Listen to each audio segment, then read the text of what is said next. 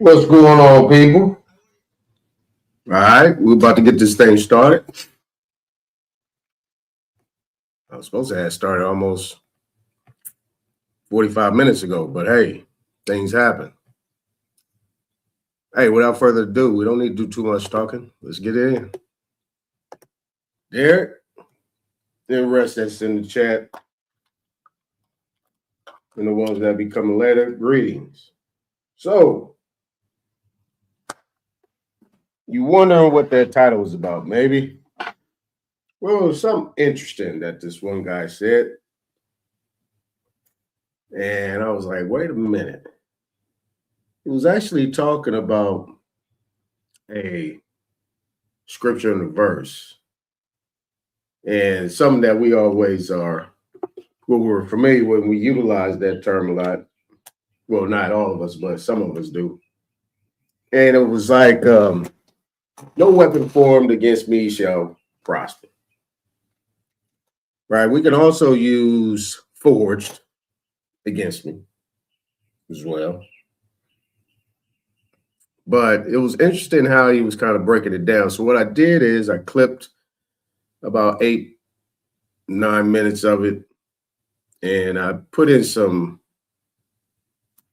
little highlights in certain spaces. But you know what I'm on, and what my topics are about here is R&R, which is repair and restore.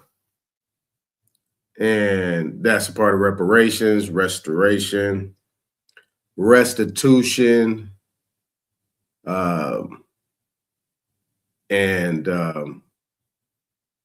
we're going to apply that scripture in verse, and I'm going to turn it into what they're doing in politics, what they're doing in the government, what they're doing against our people.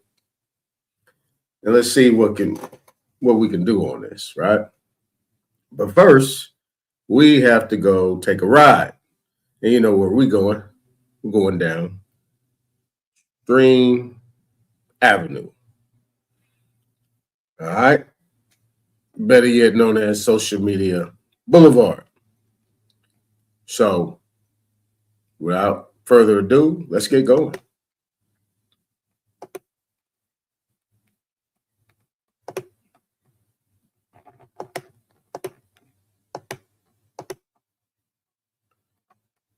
All right.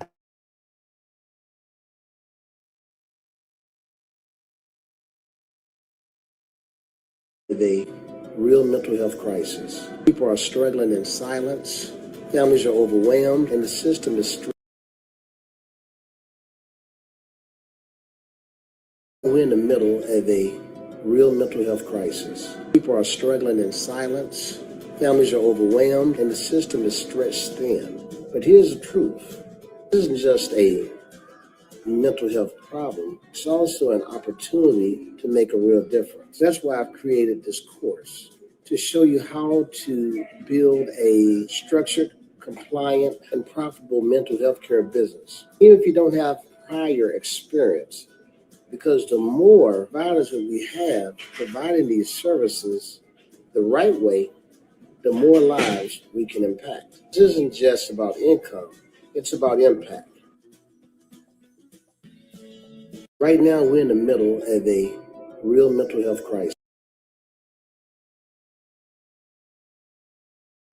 Something that seemed like it might be interesting, people that want to deal in that profession might want to look into. Thought it was interesting. Little promo.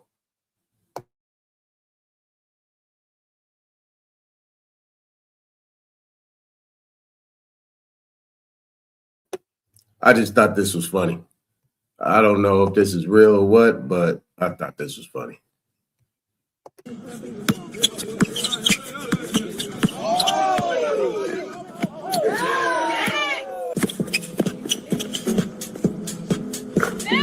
And she's crying.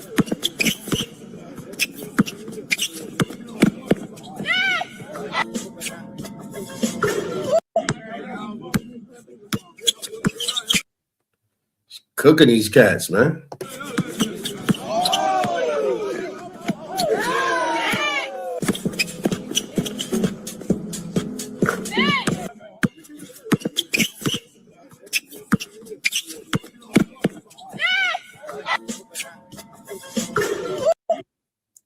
Yeah, she double dribbled right there on the white boy.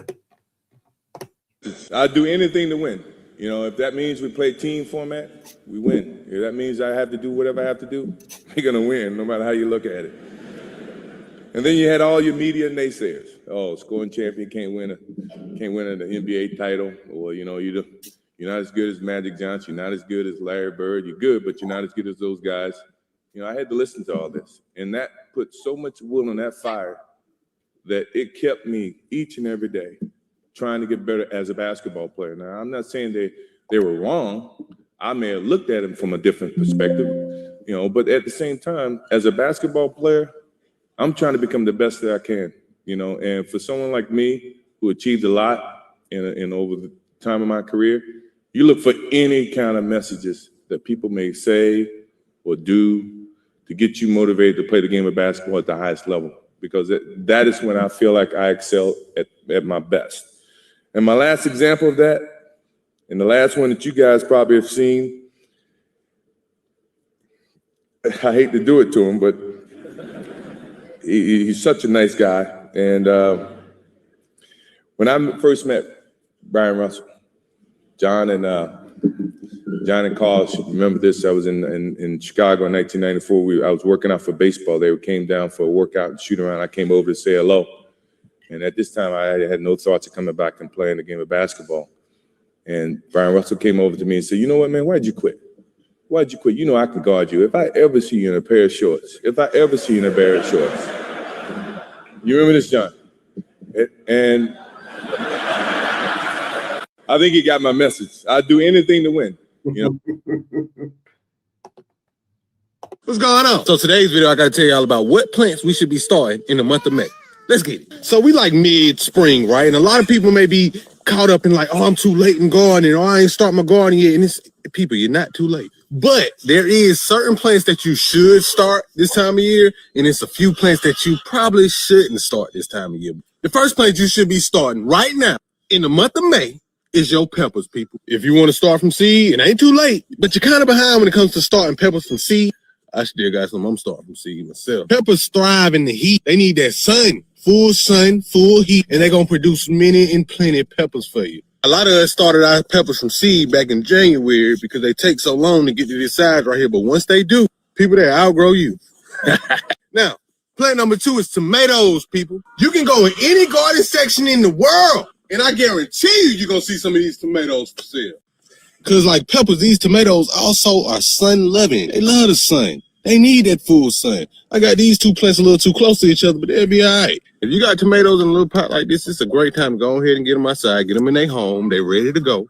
Put them in the soil so they can grow up and they can produce for you. They can do what they need to do for you. Then you can have you some barbecue sauce in about a month. People, our season is here. There's so much you can plant around this time of year. The next plant is one of my favorites. Screen beans, baked beans, butter beans, red beans and rice, black-eyed peas. Get them peas in the ground, people. It's time. And when you grow your beans and peas, grow plenty of them.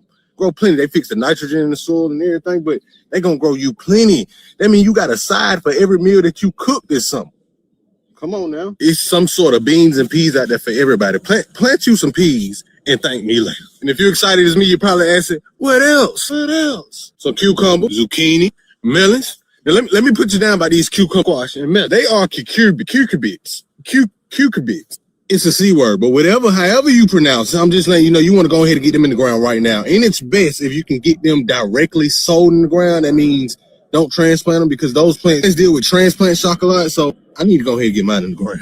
Now, I know, people, if you like me, you probably want to grow you some broccoli and some collard greens, and some lettuce. I love my salad, but it's not the best time to plant those plants when it's starting to warm up. Sun gonna be beaming, especially down here in Georgia. When you decide to take a plant like collard greens, like I'm about to do, and go put them in the ground, when you do it around this time of season, they love to bolt early. They get a bitter taste, and they start flowering.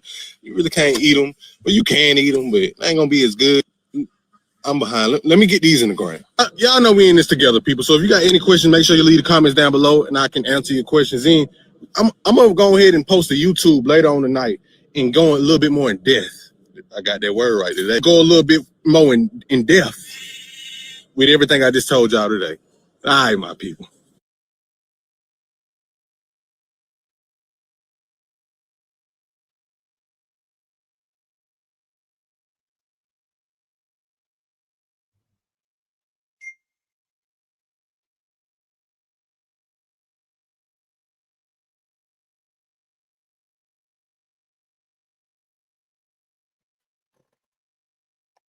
I like that, brother. With this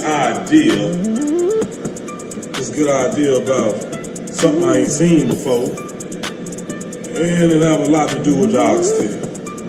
I needed to build me a little bowl. LESBDQ.com, we smoke the finest meats. And what I do is peel that oxtail off the bone to create a masterpiece. Right here, I ain't gonna say nothing. I'll let you watch it come together because that's what all chefs do. We popping it like this, just balled it. It's Texas in every way, so let me know. Let me know if y'all can guess this one. Let me know if you guess this one right here. You guess this one right here, you bad.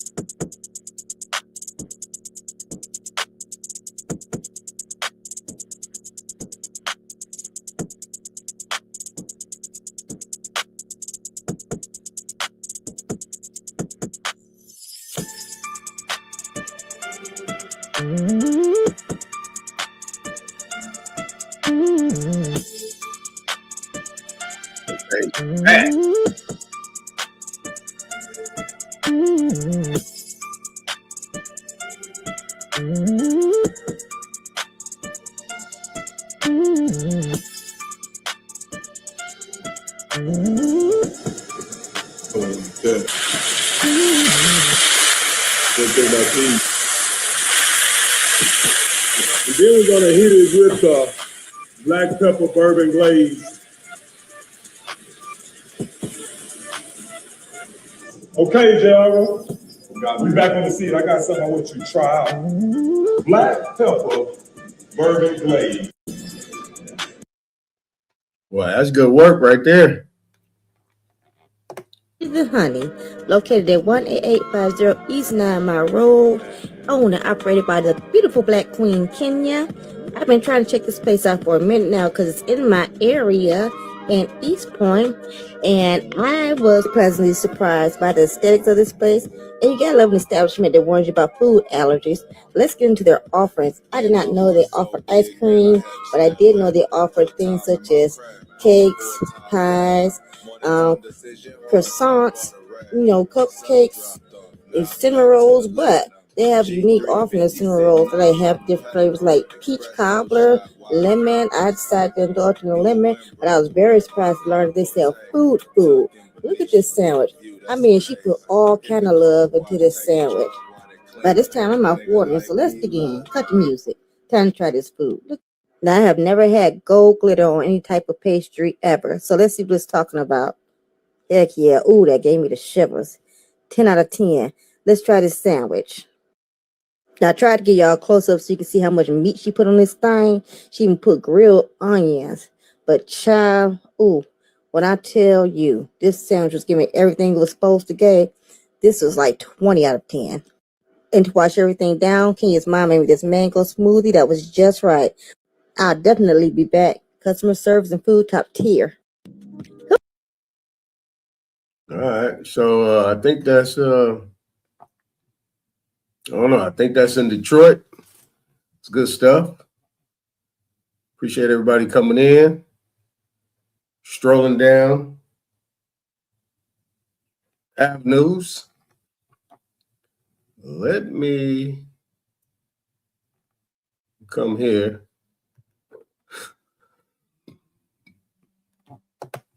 Something new. So excited. Little asparagus We're going to add this to our asparagus patch. This is purple asparagus. Super excited about that. And yellow raspberry. Fire strawberry. Tribute strawberry. Is this him? Is this our tree? This is our variegated pink lemon. I am so excited.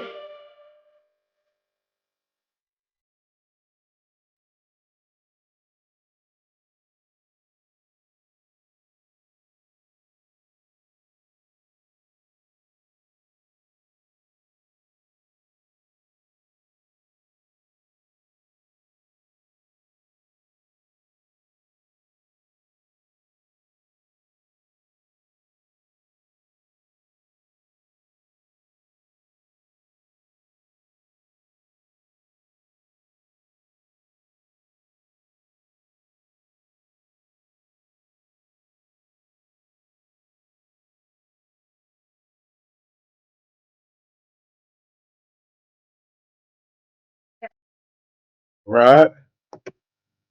All right. Let's go here. Yeah, let's go here. Let's move this down. Boom. Boom, boom, boom. Let's go here.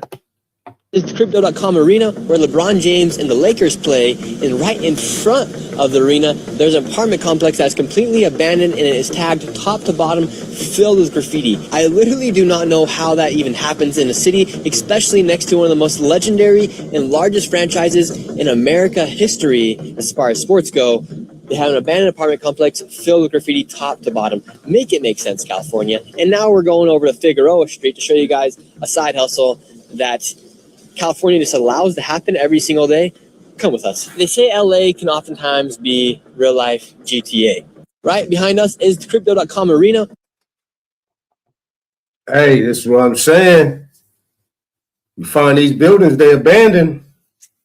Business opportunities, man. A lot of people to be housed. All right, y'all. More California stuff. You stabilize supply at the Phillips 66 refinery in Southern California? So I'm going to ask my colleague. Well, the answer is no, because they closed down, right? So there's no stabilized supply there, right? How about, is there a stable storage supply at Valero's refinery in the East Bay? Benicia, it's they have given notice and they have ramped down their operations. They have closed down as of April. So no, right? Since you guys started, your program over there, we've now 2 refineries in the state have shut down. So 18% of our refined gas is gone.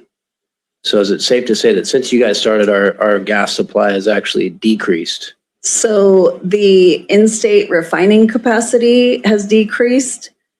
We are importing more fuel supplies. From where? Multiple locations. Sure, go ahead, name them. Okay. We are importing from from North Korea. Sorry, from South Korea. We're importing from various parts of Bahamas. We're importing from Middle East. So we're importing some. Oh, from the Middle East. Where are we importing from the Middle East?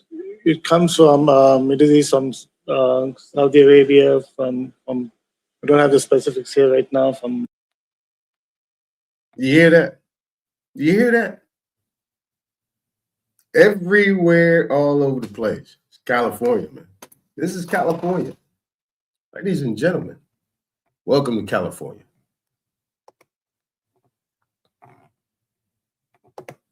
Clip here. This clip involves Criminal Bureau Chief Danielle Hageman-Clark. You'll hear her speak.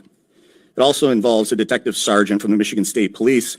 And this is a discussion that's going to be had after a proffer has been proposed to an individual, and the individual leaves the room. And the only individuals left in the room are, as I mentioned, Ms. Hageman-Clark, a couple of state police detective sergeants, another staff member from the Attorney General's office, as well as 2 special agents that both work for and directly to the Attorney General's office.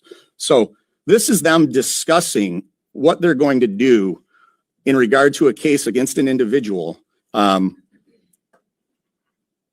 prior to choosing the venue. Okay, so what next? Anything else you guys want to ask them? There might be stuff after we break it down, but I think I'm good for right now.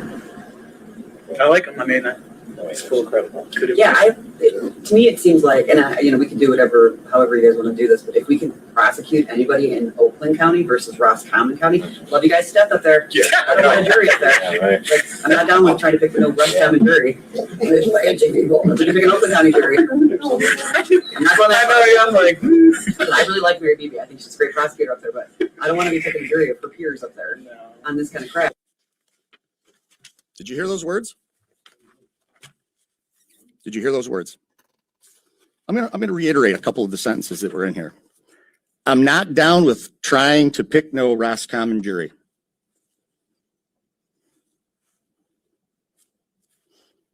I think she's a great prosecutor up there, but I don't want to be taking a jury of her peers up there on this kind of crap.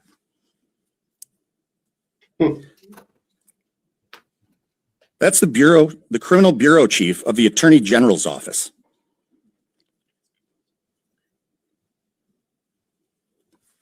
That is an absolute and clear violation of ethics to a dramatically high degree. Maintaining the ethics of the profession. Item D, engaging in conduct that is prejudicial to the administration of justice. You just heard the #1 criminal attorney from the Attorney General's office articulate the fact that they knew that there would be a bias against them if they tried a case in Roscommon County. And you want to tell me there's not a weaponization going on in the Attorney General's office? But you know what? Nobody would know about it. Weaponization. Hence my title. Weapon, formed, forged.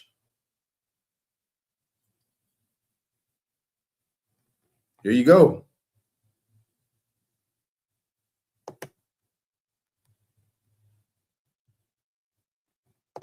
Law Corner LLC and E-Clause LLC. Thank you for allowing me the opportunity to speak today.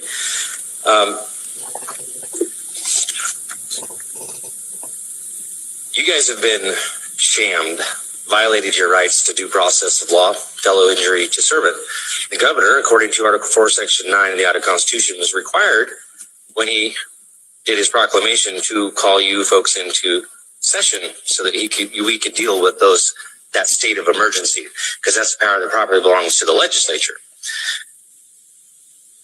Natural rights and civil rights have nothing to do with the establishment, support, or management of government. That would be American Jurisprudence, Volume 15, Civil Rights, Section 2. Remember, this is policy, right? Policy doesn't apply to the people. This is an usurpation of power by the governor. This is subversion of law, it's sedition, and it's treasonous. And I implore you all to investigate, do an investigation to whether or not to verify my claims that that's a violation of due process of law and that leads to treason. Because as our representatives, we have the power to instruct you. At the very least, it is an emoluments violation. It is an embezzlement, Title 18, subsection 643. We cannot pay people, public servants, to trespass the law. Our rights are unalienable. Hold on. 18 USC 643. All right. Bookmarked. All right, let's get back to it. They're not to be touched. They're not to be looked at. They're not to be trespassed on because they are our property. I'm not sure if you folks are aware of the Commission on Unalienable Rights that was just created. There is a 60-page report on the Commission for Unalienable Rights. They are, in fact... Hold on. Commission on Unalienable Rights. All right. Got that bookmark. Our property, as our property is an aggregate of guaranteed rights. These are creator endowed rights. Government was instituted to secure those rights from infringement. And you folks, as our representatives, have been violated by a fellow servant. And again, I implore you to do an investigation to verify my claims. And I'd be happy to sit down with any of you and go over this law right here. This is actually the law. The legislature makes policy. The only other way to make law is through an Article 5 convention or like kind in the states. Again, our rights. What do you say? To do an investigation to verify my claims. And I'd be happy to sit down with any of you and go over this law right here. This is actually the law. The legislature makes policy. The only other way to make law is through an Article 5 convention or like kind in the states. Again, our rights are not to be put to a vote, right? We all understand that, right? That you're the servants, we're the masters, we the people. It's of the people, by the people, and for the people. Not for corporations, not for a public servant, because an emolument is any advantage, profit, or gain received due to one's position of employment or of holding of office. If you use your position as an advantage, say John Doe Pharmaceuticals is paying you $25,000 to vote a certain way, push a certain bill, that is an emoluments violation. Grab some with. There we go. There we go.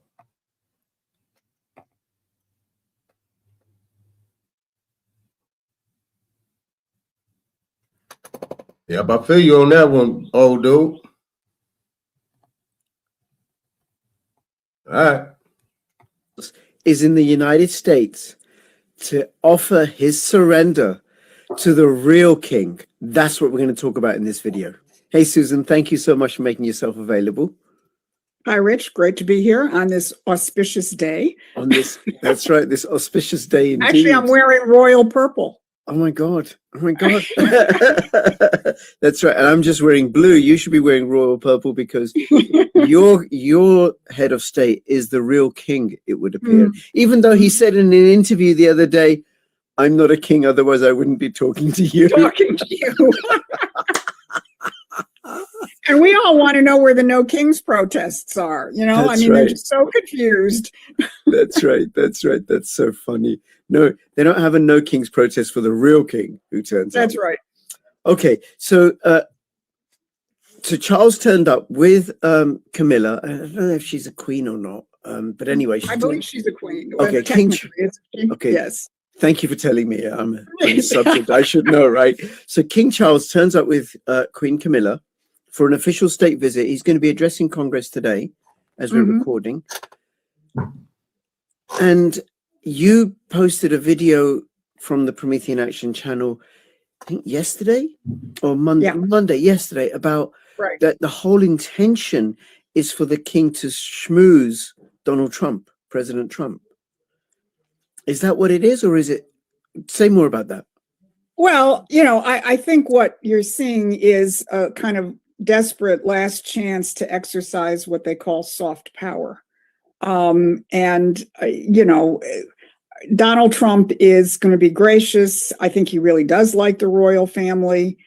He's going to say that. He's going to do all those nice things and so on. But when you actually get to how the president is deploying his hard power in terms of military action, and I would say even more importantly, financial and economic action like tariffs, he is carrying out hard power against the British imperial regime. And I don't think any number of Tea Parties is going to smooth over that because the United States is really reasserting itself.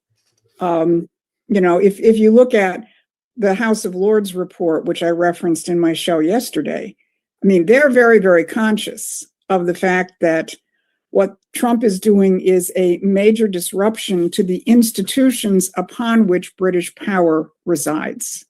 I mean, the comments from various of these lords who are either on the House of Lords Committee on International Affairs and Defense or testified to it or then spoke at the Chatham House, premiere of this report. Where else would they premiere it?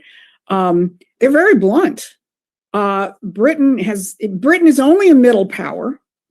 This is what Lord Kim Darak said. We're a number of them said this. We're just a middle power. But basically we survive because they don't use the word survive, I am. But basically we maintain our position in the world because this system, the post-war system, works for us. The rules-based order, the liberal free trade system, the entire military architecture, NATO and other things that have been set up. They say in various statements and in the report, our standing in the world is based on this system.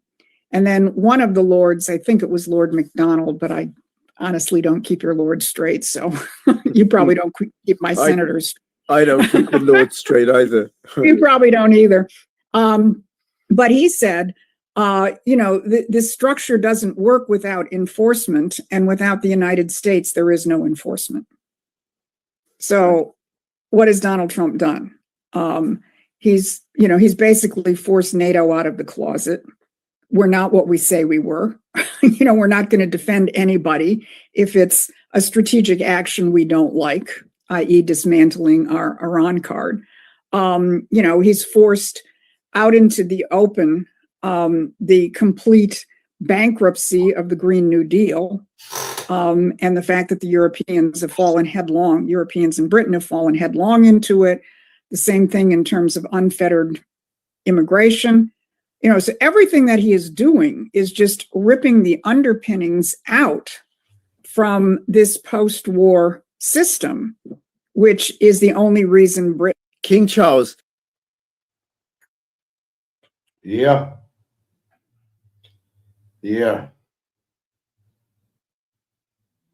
See, this is what I played this for the simple fact of everybody knows nothing happens unless the United States is involved.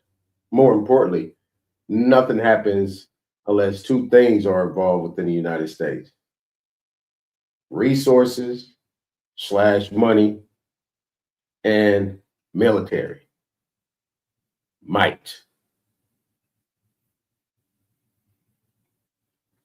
But you have people, right? You have people in government that want to focus on race, DEI, and all these other minor, pretty much nothing conversations and talking points, instead of talking about these things right here, about the simple fact that everything that we pay for, everything we do, I mean, gas is high out here in California. I don't know what it is in them other states. I know y'all probably still paying $3 or something cent, and y'all over there hurting. We pay $6+.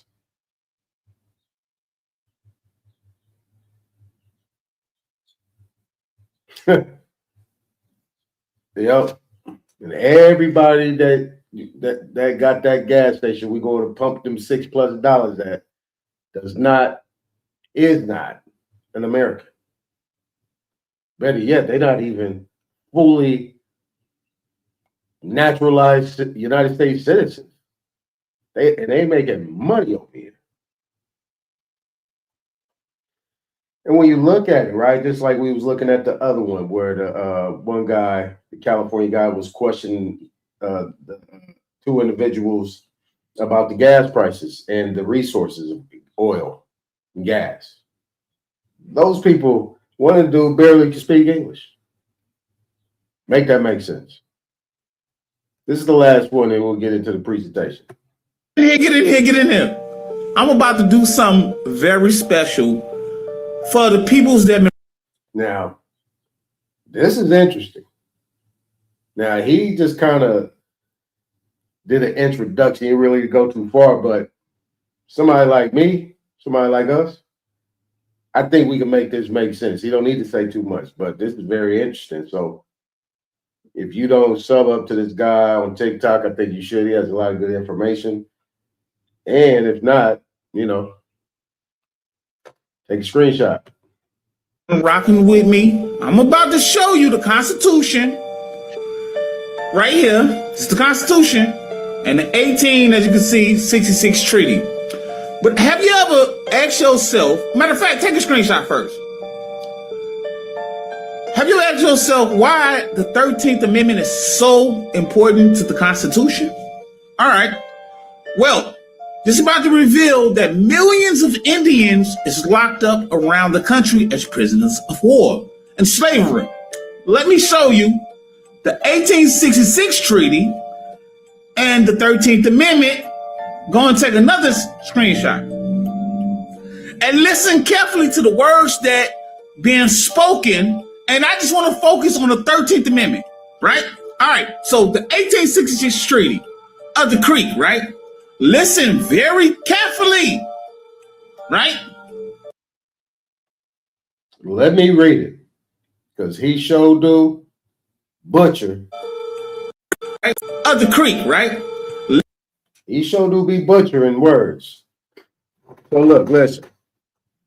This says, let me blow it up.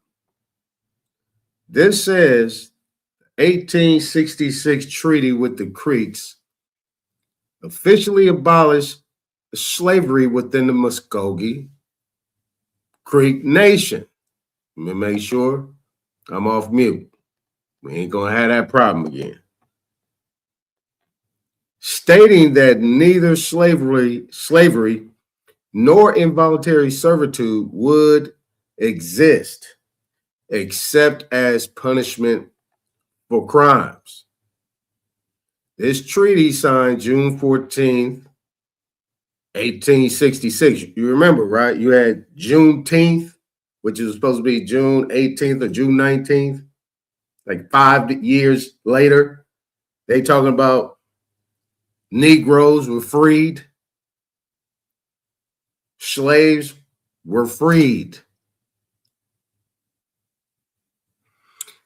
This treaty signed June 14, 1866 ensured that Creek freedmen were granted citizenship rights.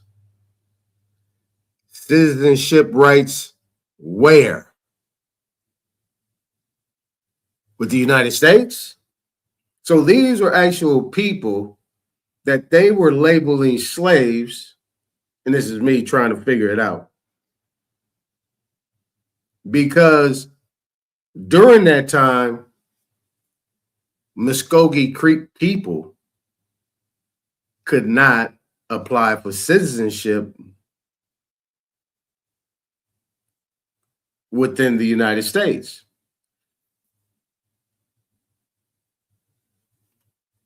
Now, under the other circumstances, right? So you guys clearly get a good understanding. The only way you can do business or get anything dealing with the United States in terms of what they provide is you have to then, apply for citizenship with the United States. And that is to do what? You can set up your own businesses. You can get funding, grants or whatever funding that you want. You can set up your own entities. You then can vote. You then will register your property, your estate, your land. Under the United States, you register your things like you with the land records. And then you can get welfare, social welfare, or any other type of things that the United States provides. But under the circumstances, everything that the United States has actually comes from the sources of the indigenous people. More importantly, the Muskogee. The Muskogee were major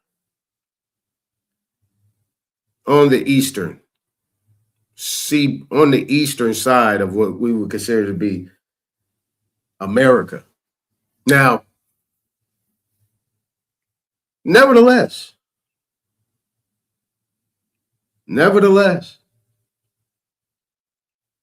I just want to make this clear so you can read it. The last part says, including an equal interest in the soil and national funds. Got it? This last part is telling you what the Creek freedmen, right? To be labeled Creek freedmen,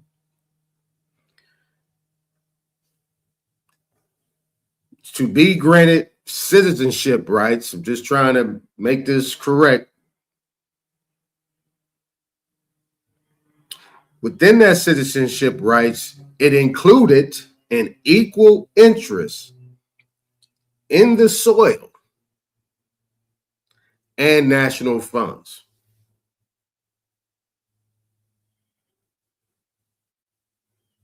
Okay?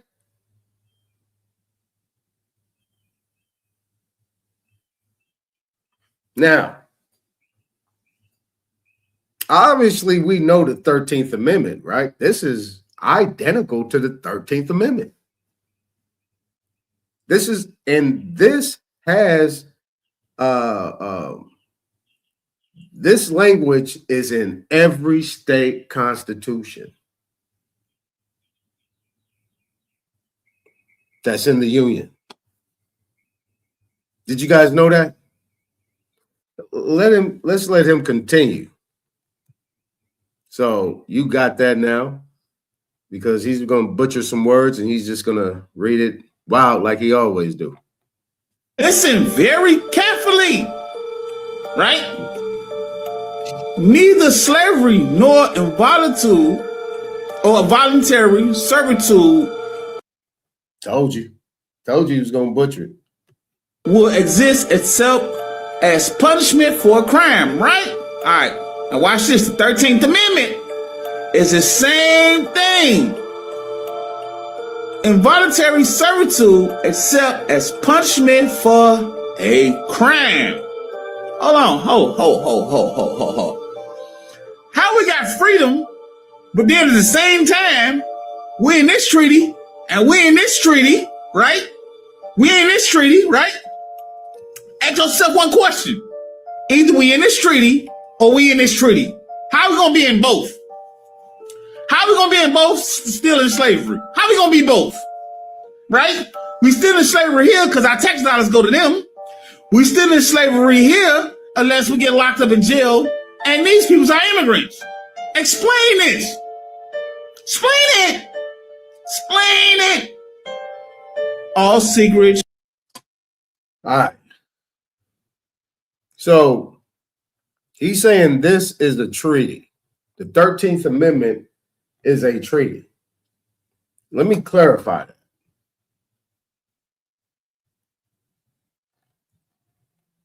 This 1866 treaty incorporated the 13th Amendment.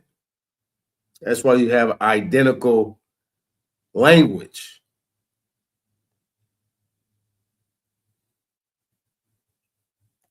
So this poses an interesting question. My question is the United States Constitution and the Bill of Rights and all these things, are these really actually indigenous, Aboriginal, or American rules that are being applied through treaty in order to make sure that the United States, the government, the three articles, right? Your three articles, your three departments, legislative, judicial, executive, are not violating any rights of the American people, i.e., all your Muskogee, for instance, your Muskogee Creek Nation.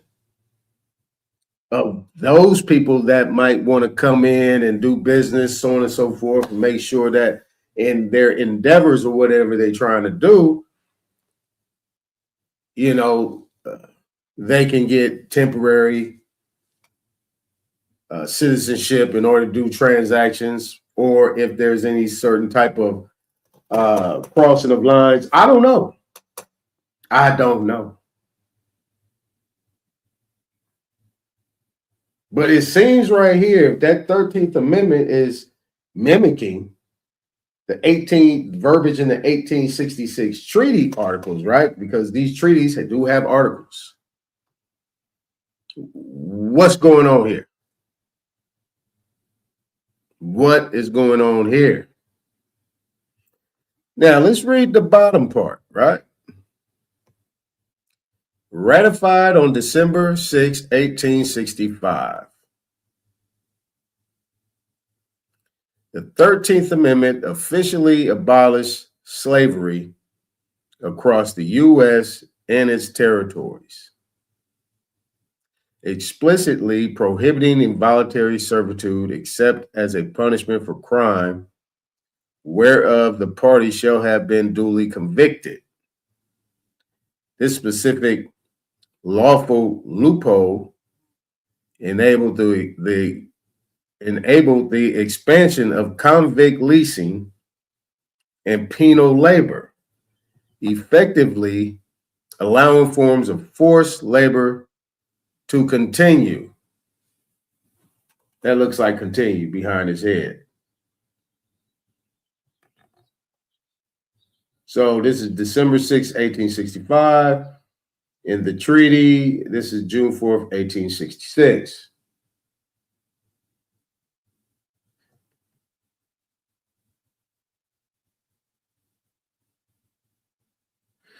All right. I don't know. We got to revisit this. I don't know. Now, I'm gonna do a presentation on. Okay, so Tamula says the bottom is for corporation. Okay. I don't know. I don't even know. I can't even make a comment on that. I mean, but the Muskogee language, 1866, is identical with the 1865. So these treaties were actually being written prior to 1866. These things were being constructed in 1864 and 65.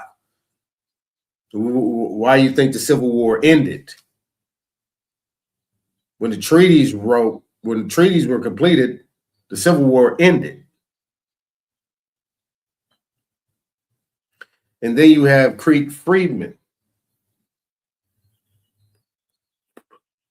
But wait a minute. I thought white people were the slave owners. I thought white people owned the plantations. That's what I thought. But hey, what do I know?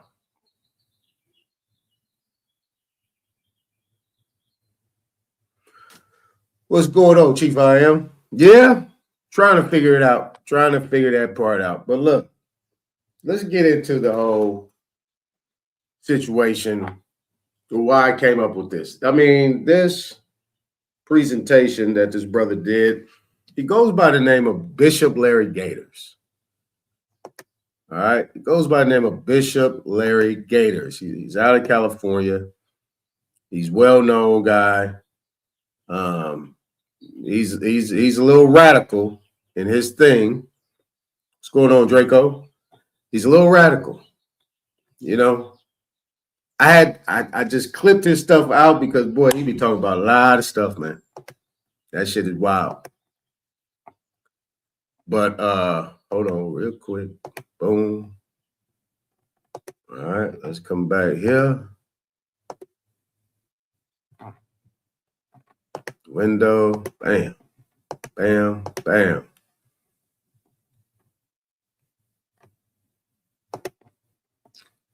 All right. So this is that brother right here. This is that brother. You guys can take a clip. He's a radical guy. I like what he says. You know, he's basically on a good conspiracy thing. This guy's wild.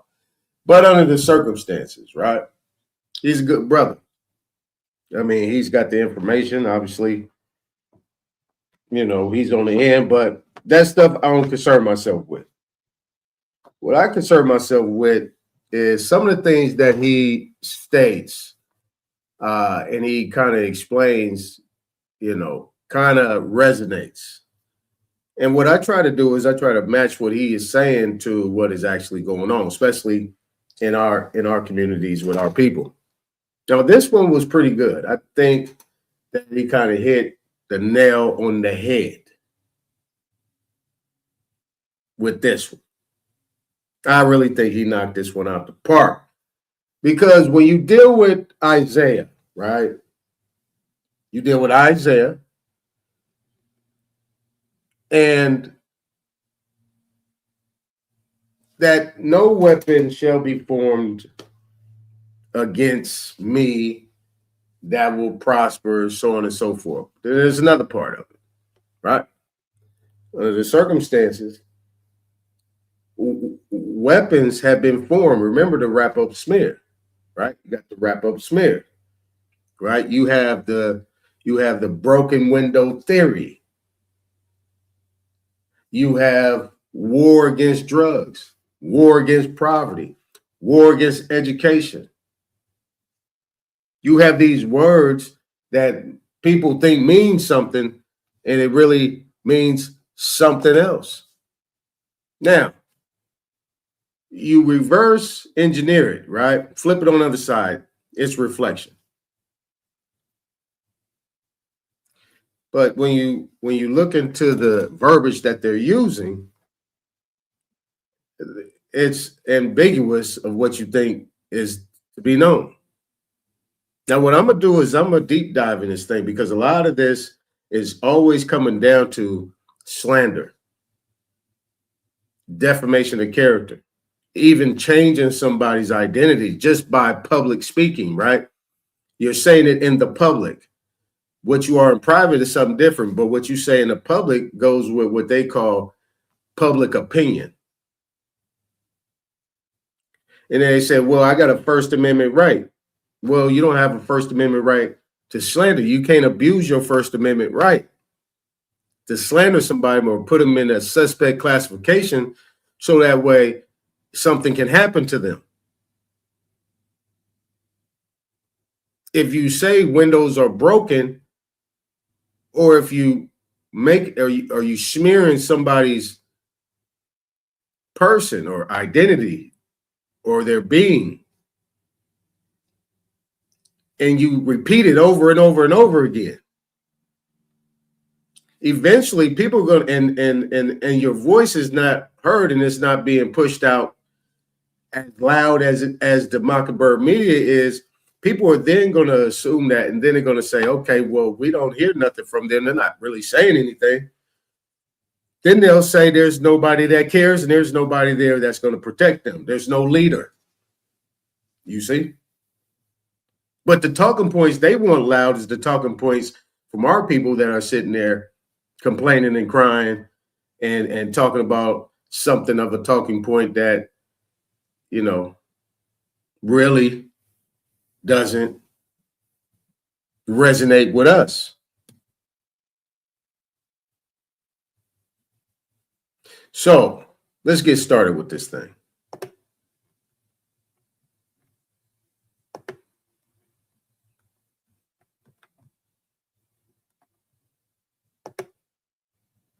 Hold on.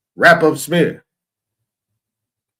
Now, if you're talking about from Isaiah's perspective as well, no weapon formed, or you could say forged. It doesn't necessarily have to be what we consider to be a weapon. Something physical that can actually hurt you physically by a physical act. It actually could be done on paper. What they say, the pen is mightier than the sword. If the pen is mightier than the sword, then hey. So if you intentionally, willfully, meaning it's premeditated, you take the time to grab a pen, put it in some ink, then write it up. Then you share it with the next one and with the next one. And then you guys meet up and have a round table discussion about it. Then you orchestrate it, right? Just like Pelosi has explained. That would you consider to be intentional. If you write this legislation, these bills or whatever, these acts talking about war against poverty, war against education, war against drugs, the 19-something crime bill, deadbeat dads, Prop 187,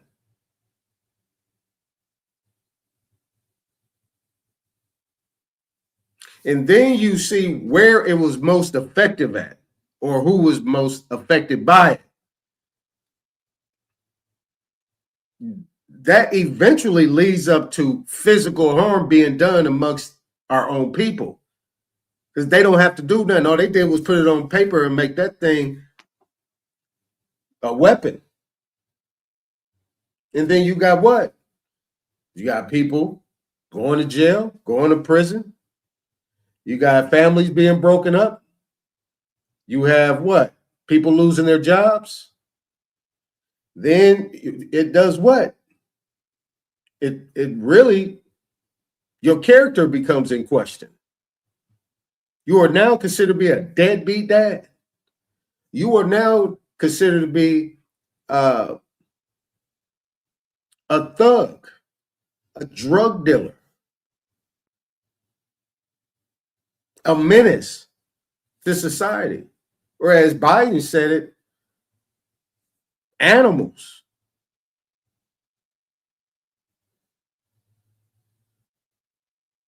So, is that considered to be an injury? That could be considered an injury. It actually is an injury because more things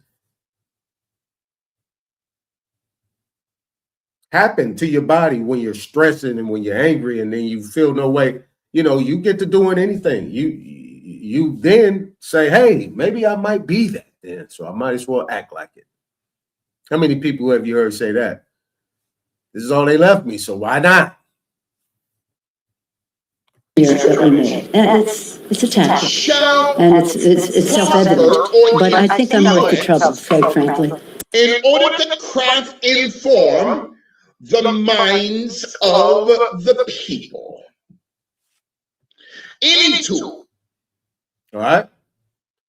So that's the key. He said to craft and shape the minds of the people. Did he say form or shape? I don't know. You see?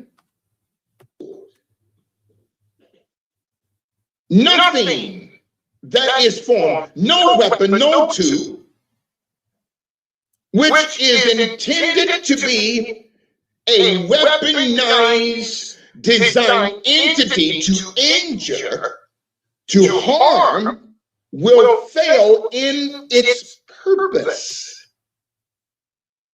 So as I showed the malicious act, the definition, what a malicious act is, everything he's reading out Isaiah,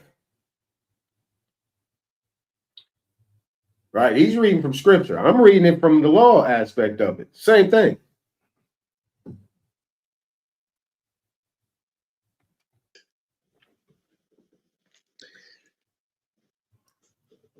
when you go to Google Translate, see, my name is not Klondike Owens.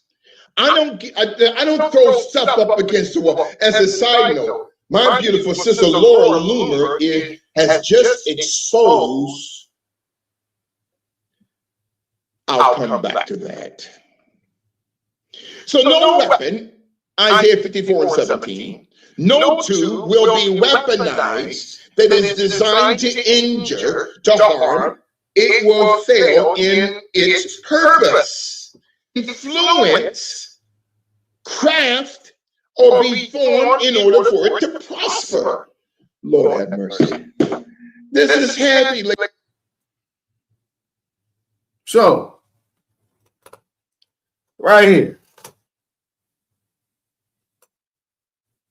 All this crafting of these documents and everything is all done through legislative acts.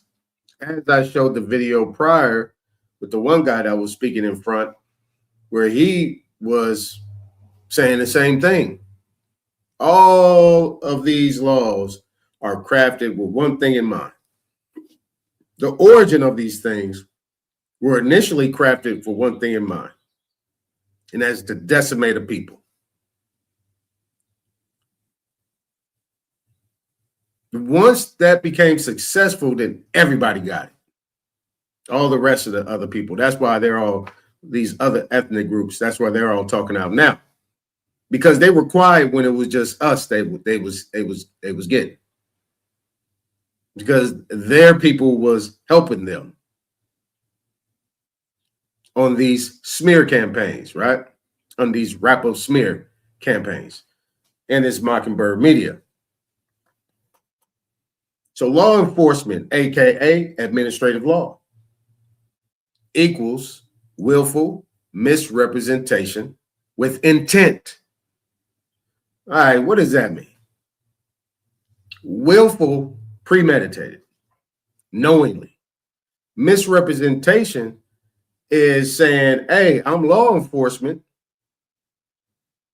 So that means I'm enforcing the law. And I say, okay, I didn't put my blinker on or seatbelt on, so I violated the law. But what I should have asked is, what law are you talking about? Can you give me an example? I know there's 3 forms of laws here. So which one are you subjecting me to right now? So that is what, and if he says, well, it's the law, it's the law, it's the law. Okay, well, what is the law? You refuse to answer, then that means you have willful intent to misrepresent you, who you are, police, and the reason why you're here. You're here to deceive me. And then what you write on the ticket is also smear campaign based on the fact you say, what? Just by the way I look, I'm what? Black. 5'10", 5'11", 190 pounds. Whoa, whoa, whoa, whoa, whoa. All these colorable things to identify me. You see? So willful misrepresentation of,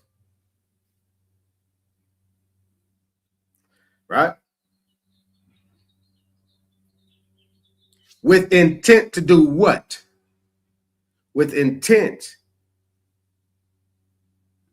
to do what? Imprison me, enslave me, abuse me, hurt me physically, mentally, psychologically, monetize off me, prosper off me, profit off of me. All right? Ladies and gentlemen, exposing the Manchurian candidate plot. And then the second part of Isaiah 54:17. You see, resilient apostolic preacher, a lot of apostolics, not all, they only quote the first half of that verse. All they say, no weapon that is formed against me shall prosper. But they fail the first half of that verse. Solid creature, the Manchurian candidate plot. And every second half form against me shall prosper. But they fail to go on to read the second half of Isaiah 54:17. And every lying tongue, let's examine Isaiah 54:17. Every tongue, stop right there. 54. Hold on. Fail first half 17. You see, resilient apostolic preacher, a lot of apostolics, not all, they only quote the first half. Now keep this in mind. I actually placed this in the wrong spot. Read that. Just snapshot or whatever, keep it in your mind. This, again, is Black's Law 4th edition. Black's Law Dictionary, 4th edition. This word is in there. So now you know this definition. All right? Of that verse. All they say, no weapon that is formed against me shall prosper. But they fail to go on to read the second half of Isaiah 54:17. And every lying tongue, let's examine Isaiah 54:17. Every tongue, stop right there. In the Hebrew rabbinical text, the Hebrew rabbinical, I'm so excited, I don't want to rush. The Hebrew rabbinical interpretation of the term tongue, resilient apostolic preacher, and Apostle James the Just, is the Hebrew term leshon kol, Leshon space KOL, which means languages, dialects, accents, speeches, including tongues above ground and tongues below ground called hell. So, under the circumstances, right? We're going to go back again. So you guys have that definition held in your mind. So all tongues, right? So all tongues. And you see right here, as I put, all nations have risen up against you in America to defame. Everybody says the same thing. The first thing that comes out their mouth is what? Black. African American. That is defamation of character. That is libel. That is what's the other word? Slander. People say, well, that's a little bit harsh. It's a little bit extreme. Why is it? Why is it not? Why is it extreme? What have those titles gotten you? What has it gotten me? Nothing. But I'll get back to you. Response. We'll get back to you. We'll study it. We'll look into it. Right? So, the Supreme Court did state that there's no law that has been put in place about a Negro/Black that we are bound to respect or recognize.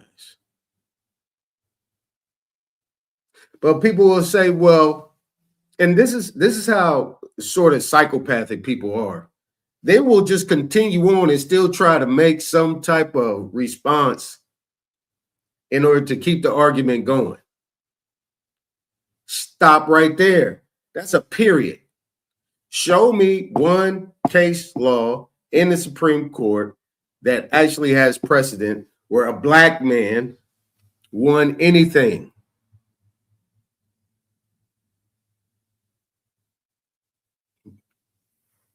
I'll wait.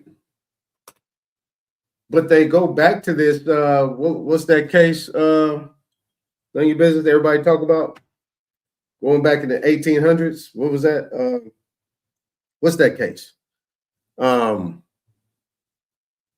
think of it right now. But that was about him being a slave of some sort or wanting to do something. But this is what we're talking about here. But everybody comes over here. Everybody that comes from another place comes over here and immediately, Dred Scott, thank you, immediately comes over here with this holier than thou, a mightier than thou.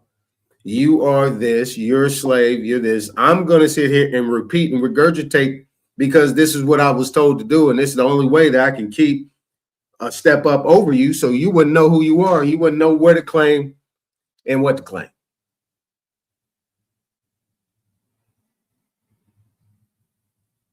Everybody does it.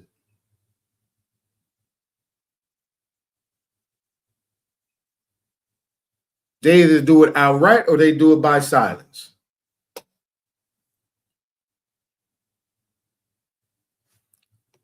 Speeches, including tongues above ground and tongues below ground called hell. Now, hell and jail, no. Okay, maybe. But under the circumstances, hell is where the exchequer is in chambers.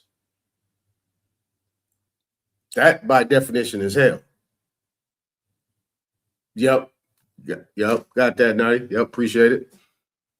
So we know what hell is. Let's go back. Let's go back. See if we can find it. Bingo, there it is. Hell, the name formerly given to a place under the exchequer chamber. It says under the exchequer chamber. Now, since you say that, none of your business, yeah. Most of the time the jails are up under the chambers of the court. They're up under that. So yeah, you got a point. But what is the last page that said where the king's debtors were confined? So we don't want to get too far away from what we're reading here. I'm trying to put it right in front of your face. Don't need to add on or take away from. This is basically what it's saying. So everything that's being done is done behind debt. You owe something, nothing else. Now, if you're putting a suspect classification under some wrap up and smear tactic that is willfully being done to misrepresent material facts in order to gain an advantage, and this is what he's reading through Isaiah. This is the main thing. This is what they do every single day. They get up every day and go to work and push this same rhetoric all the time. I mean, even calling them white. Either calling them white or them calling themselves white is actually the same. Is wrap up and smear too as well. It's still smearing us because they actually say that they're white.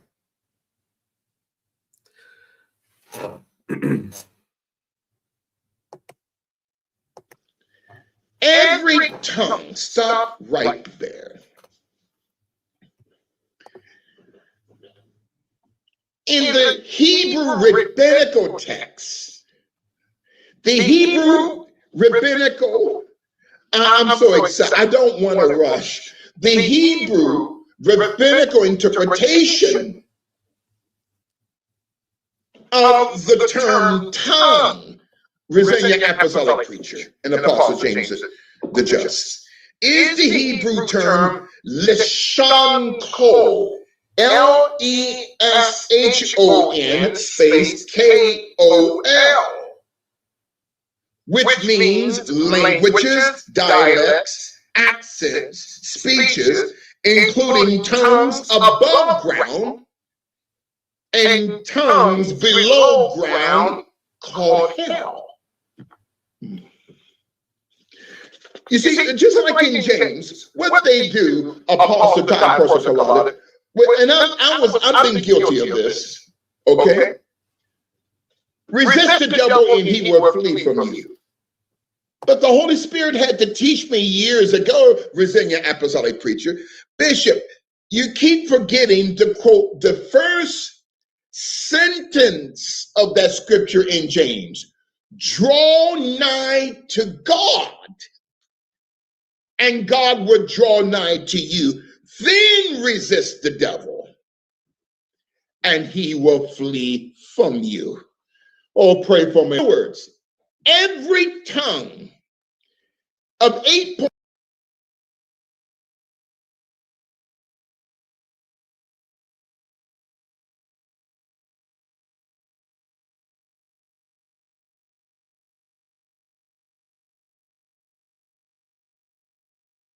1.3 billion people, except you and I, every tongue will be condemned. Okay, no weapon that's formed against you shall prosper or influence. And every tongue, not just 8.3 billion people of 9,909 languages, some say more, some say less, and every tongue of 14,000 dialects, and every tongue of 33,500 accents. It didn't say God will condemn it. It said you and I will condemn it. Well, why can't God? No, God.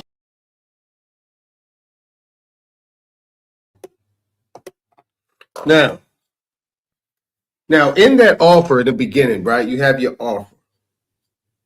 In the same time, you have what he's talking about right here as he's reading, and how he's translating is what I consider what the Bible say rebuke. Also, a rebuttal. Also, a counteroffer. Also, a conditional acceptance upon proof of claim. Now, you can say all this to me. You can say all this and all that. But unrebutted offer or unrebutted statement can end up being the truth and acceptance and agreement. But if you don't do these things that is listed right here, rebuke, these are just, all these are different categories or different jurisdictions of or different venues dealing with what type of situation you in. Rebuke, rebuttal, counteroffer, conditional acceptance upon proof of claim. I would gladly accept your claim that I'm this, I'm that, and so on and so forth, that you spew out multiple times every single day, repeatedly over and over and over again, 365 days out the year. Upon proof of claim that you actually show under penalty of perjury or under any type of indictment or any type of how they say it in the Bible, that you can provide evidence that that's actually me and you are actually who you say you are. Are you this law enforcement? Are you operate in this area and they cannot get out of that? All of these things right here change the conditions of the contract or the communication or the engagement at that time. Now there's an equal playing field. You want me to say, you want me to do something? Well, in order for you to want me to do something, then you need to do something for me.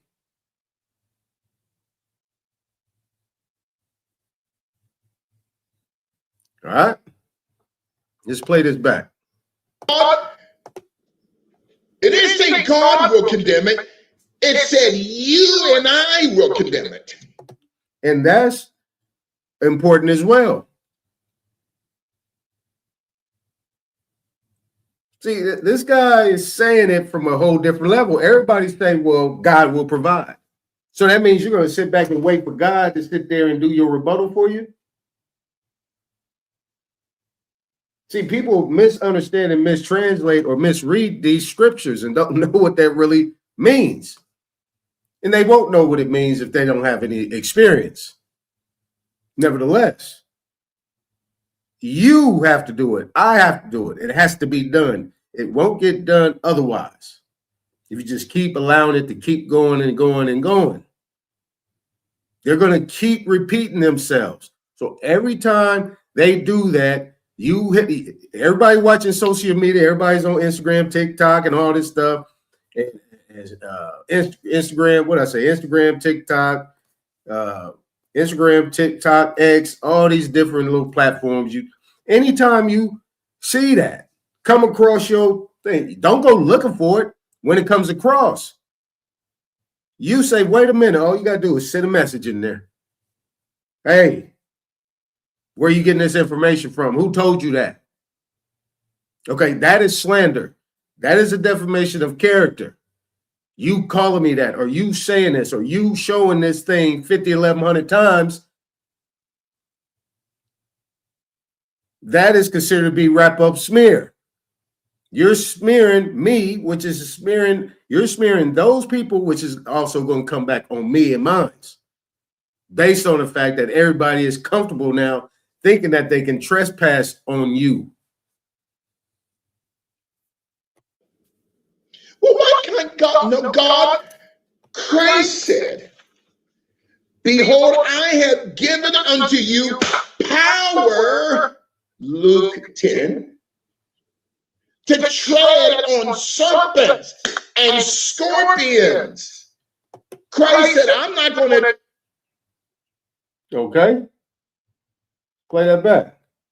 Luke 10, to tread on serpents. Now, let's go back a little bit further. It said, you and I will condemn it. Well, why can't God? No, God, Christ said, behold, I have given unto you power, Luke 10. Right. So the power. Now let's translate this to some everyday, right? Let's translate this to law. And let's translate this into American jurisprudence as well. Because it's hard to make the Bible come alive. So I'm trying to make it come alive a little bit. It's something that you can actually use in your practical day in life, especially dealing with the external forces.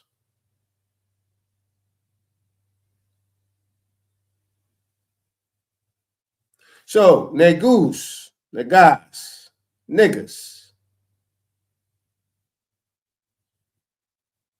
I'm going to come back to that. Just hold that thought real quick. I'm going to go back to that. I'm going to come back to this. I want to show you something. I want to show you something. I want to show you something. So you guys get a clear understanding.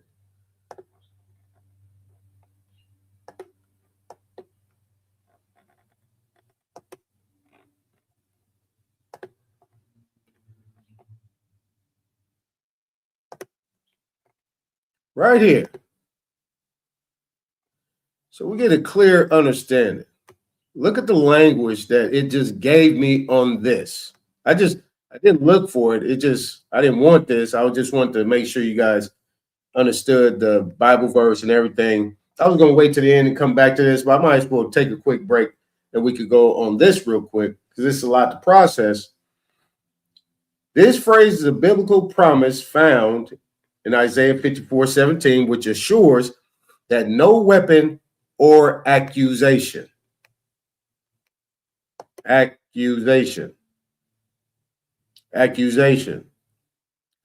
you will succeed, emphasizing the protection and vindication provided by God for his service. Dodge all of that. Okay. Now, where is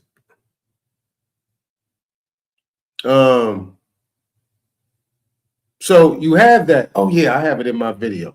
Let's go back to that then. I was looking for that definition, but I do have it in my video. I'll just pause when I get to that. I forgot I put that in there. So let's go back over here to the window. Let's bring that back up.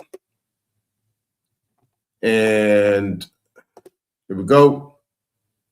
Now, as I showed before, Black's Law Dictionary, 4th edition, we'll just deal with that. The definitions that you have in what is considered to be donor, settlor, grantor, trustor, bailor. Those are the people that hold the power. You also can find in the Power of Appointment Act, power of appointment.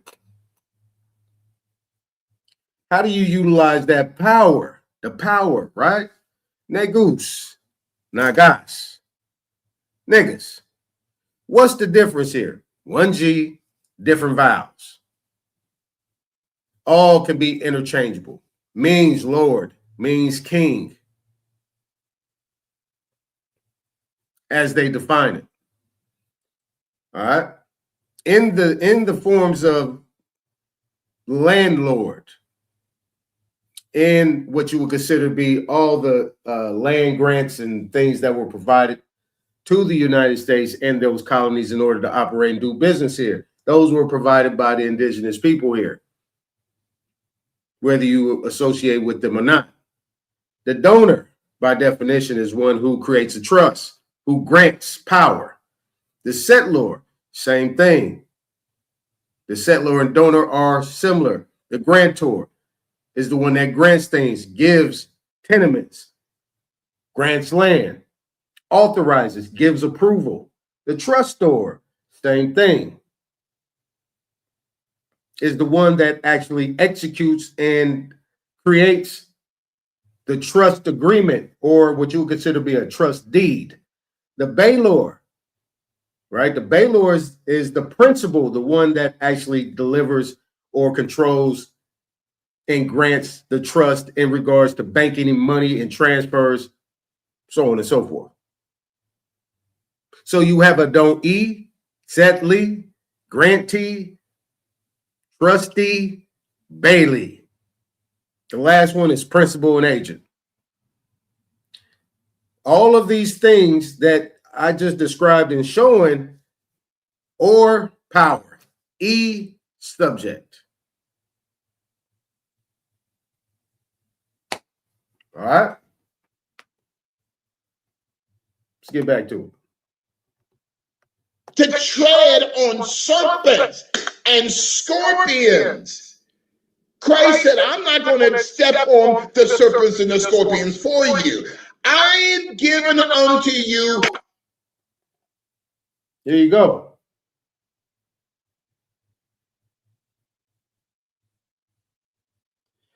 Says, used as a title of the sovereign of Ethiopia, king. Now, of course, they related to Ethiopia, but we know that it's more than that, right? Because the ancient Mayans and the Olmecs were considered to be Nagas. You actually see that same name in Hindustan, and what you would consider to be India Minor. All right. Power, authority to tread. The term tread means not just to take the skin of these demons, but also to dissect them, to expose them. I'm giving unto you authority. So the social media thing can be a cold weapon in reverse. That is equal playing field. If used properly, it's equal playing field. Because as soon as you post on those people's pages, and they're doing that, you watch the news, you heard, so somebody said, oh yeah, let me go find that social media page and let me put something in there. Nope, boop, boop, boop, boop, boop. Millions of people are going to see that comment. But you know what's going to happen? They're not going to respond. What they use in terms of silence is not acquiescence to them. It's called plausible deniability through silence. I have the right to remain silent. Silence. The first letter of he said, I'm not going to step on the serpents and the scorpions for you. I've given unto you power, authority to tread. The term tread means not just to take the skin off these demons, but also to dissect them, to expose them. I've given unto you authority. The first letter of authority is A, apostolic. The first letter of power is P, Pentecost. And the first two letters of the term apostle is capital A, authority, apostolic, and capital P, power, Pentecost, the prophet. I have given unto you authority and power. For you, not for God, for you and I to tread on serpents. That's one type of the demonic. And scorpions, that's another type of the demonic. Now, for you and I to tread on serpents, that's one type of the demonic. Now, so as you see right here, right, you got piracy. Everything that's being done is being done through administrative law, i.e. admiralty law as well. Right? You got admin, and then you got admiralty, administrative admiralty. Now, this is saying this in criminal law, right? This is piracy, robbery or forcible depredation on the high seas without lawful authority. Done, animo, ferandi, whatever that means, in the spirit and intention of universal hostility. So, in the rep of spirit, what she was saying, remember what Pelosi was saying, they monetize it. They monetize it, and they deliver it to the media. And then the media monetizes it and weaponizes it in that fashion. They do it, say it over and over and over again all day long. New people coming to the fray. And like I said, there's one brother actually did a good one on it. The brother, I think it's Dane Calloway. Yeah, Dane Calloway. He actually did a presentation on the media. And he did a good job of it too, showing actually how they be repeating the same thing.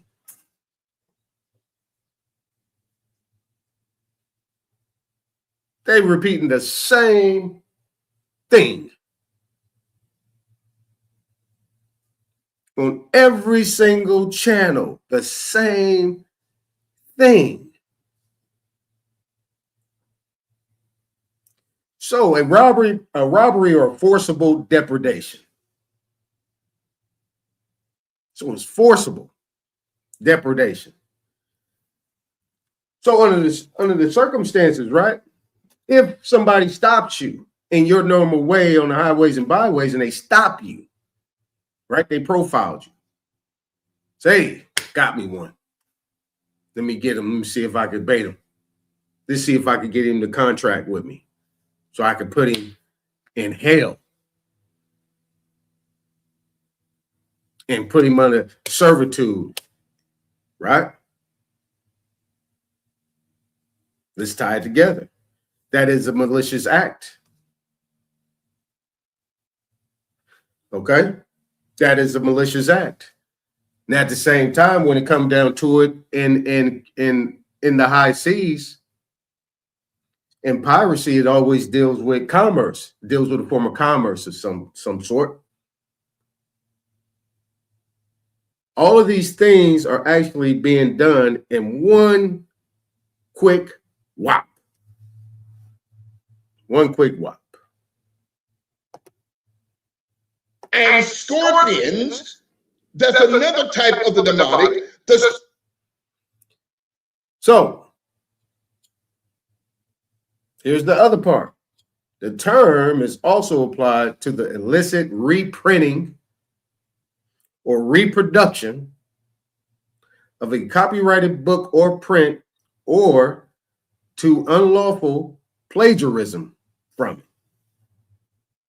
So these movies that they're creating, these news broadcastings that they're doing, couldn't that fall up under those things? It could, technically. Technically, it could.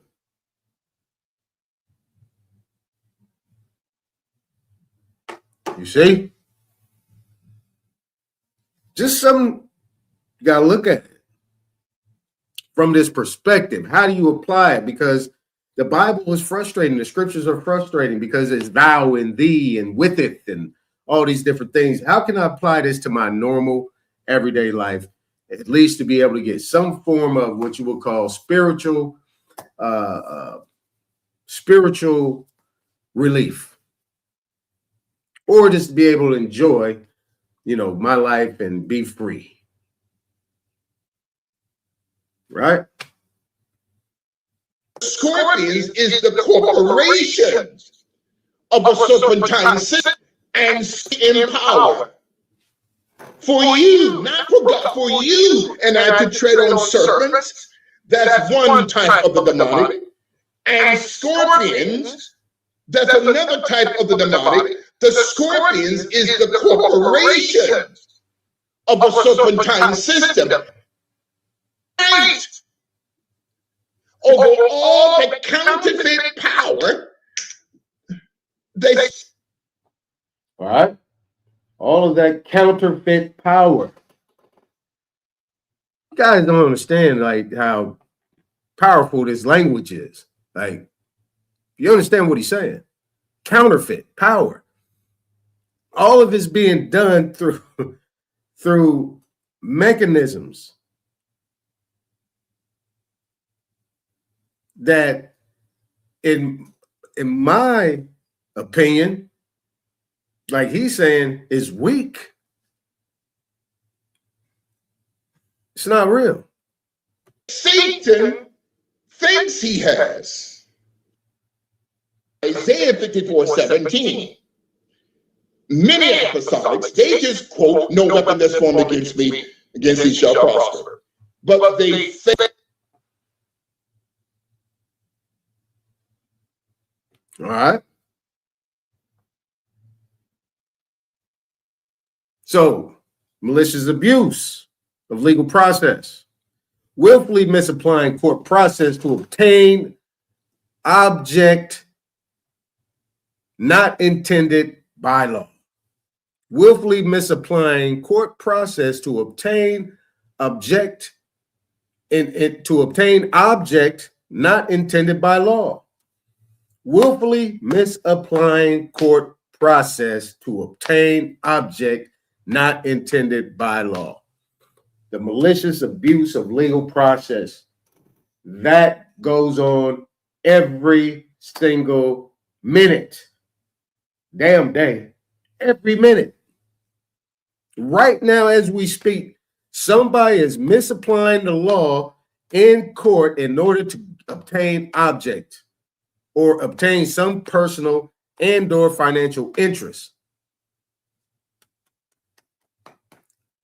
Failed to go on to quote the rest of that verse, and every tongue that shall rise against thee in judgment, you and I will condemn. God says, I'm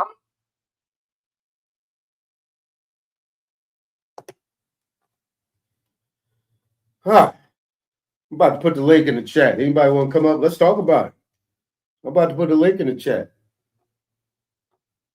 And we're going to take a quick break. And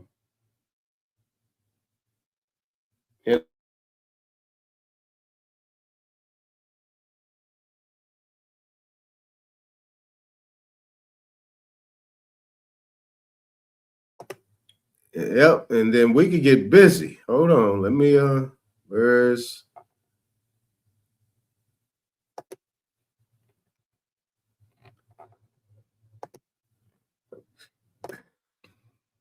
yeah.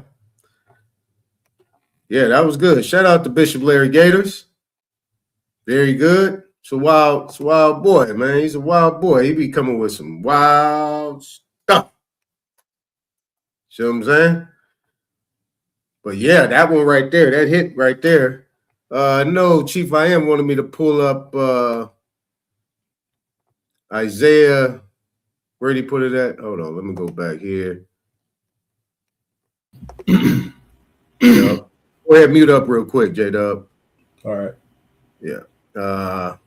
What did he say? Where did he say? Where did he say? He said Isaiah. Okay, so we got, okay, now your business got Psalm 83.3. Where is, okay, he got Micah. He got a few up in here. I'm going to let him do that when he come up.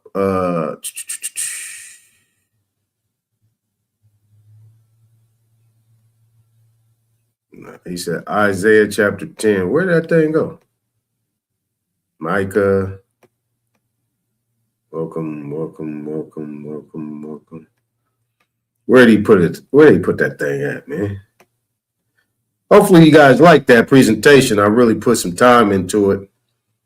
But I really wanted, I mean, it just made too much sense to me. I was like, damn, as soon as I heard that, I was like, man. That was right on point. That's the first thing I thought about. I was like, man, this is exactly what they're doing. This is exactly what they're doing. Nothing else, though. You know what I'm saying? They ain't doing nothing else but that. Talking, acting, showing screen rights, doing this, got all these different channels and shows, and they just talking over and over and over again, repeating the same stuff, and it's garbage. It is far from the truth. The cold thing about it also is they will actually put something in the beginning of all these things, especially National Geographic, PBS, History Channel, all the time. They'll start it off in the beginning and then go straight into everything else. Okay, so it's 10-1. Okay, I got you. Yeah, this was a good one. I got some good information on this one. I'm telling you, most of the stuff I don't even be listening to. It just, I get the first part of it and I'll be like, okay. Isaiah 10. Isaiah 10. All right, let me go and shut up and I'm just gonna play this TLC again. I'm just gonna play this TLC again. That's what I'm gonna do. I ain't gonna look for nothing new. Oh well. I can't find it. Anyway. Yeah, come off mute, man. I said come off mute. Yeah, come off mute. Yo, J-Dub. Yeah, I'm back, man. You know, I got caught up in all the different screens I was in. Right. Computers. But yeah, man, you're doing it today. Another hot one. Yeah, man. I was feeling that one. I said, man, I was feeling that one. But I got the class late, so I didn't Yeah, catch the. so I did the media stuff. I do the social media things and do that. And yeah, so that was pretty much it on the front end. What was that? You said it was what in the front end? You know, the social media streams. Oh, okay. It was some good ones though. The good ones I saw kind of led up to what I was talking about. But that's what I'm saying. I mean, it's just like situations that we've been in, both of us been in. It's all been behind this whole, like I said, this whole little wrap up smear thing. Like, I mean, now we know the full definition of what profiling is. We always say, oh yeah, they profiled us.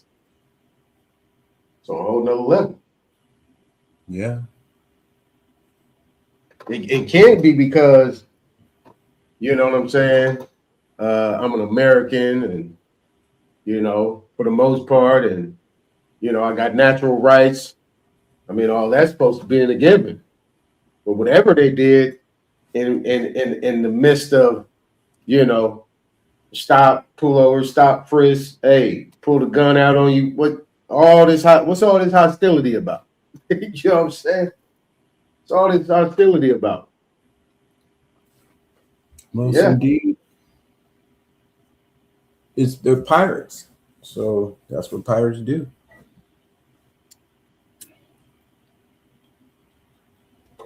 Yeah, that was cool though, huh? Put my little editing in to show my little skills off a little bit, my little computer graphic skills.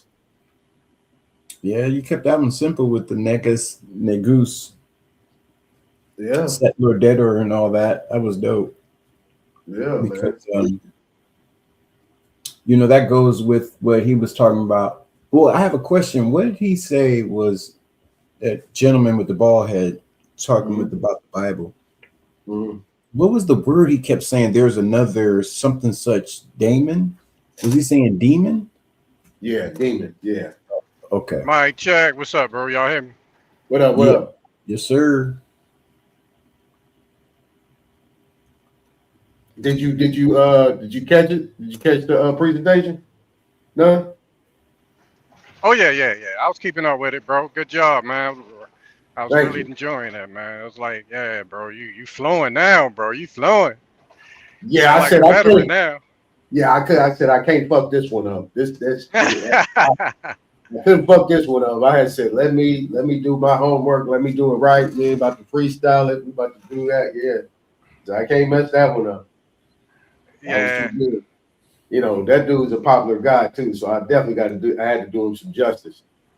Yeah, I've been watching him for a minute. He come out with some stuff, man. You know what I mean? He got his own way of thinking, but for the most part, I get what he's saying. You know what I mean? I'm mature enough not to even go into, how he deals with things. Everybody deal with their situations different. You know what I mean? I mean, yeah, he be throwing out some doozies, don't he? Oh yeah. He has some insider information that's pretty accurate. You know what I'm saying? Because I tend to go behind him and look, but yeah, he's pretty accurate with his analysis. Okay. And he don't care about his relation. All right, he knows people inside, but he doesn't cater to just because I'm associates with you. I'm not going to say anything. If you're wrong, you know what I mean. He's going to call you out, which I can respect. Yeah, exactly. You know what I'm saying? He calls out anybody, no matter what side of the aisle they on. I mean, it'd be the truth though. You know what I mean? A lot of stuff is factual. Yeah. Yeah, but I was like, dang. I mean, and that one right there, he said, whew. I don't even want to repeat it. That shit was crazy. You gotta hear that one. You gotta hear that shit, man. I was like, wow. He talk about that 60%. Yeah, man. I mean, but the thing that I think he needs to the thing that I get with a lot of these people that's into the Bible, what they're talking about. I understand where they're going, but I think that they still missing the fact that a lot of these civilizations and these entities that's in the book are the real antichrist, right? And they're still putting themselves as subjects under the United States and the rest of these entities when they fall and these civilizations rebuild under the same philosophy and the same principles. And I feel like they're not mentioning that. They're putting this on people in our consent when it's always been the people that gives these entities power.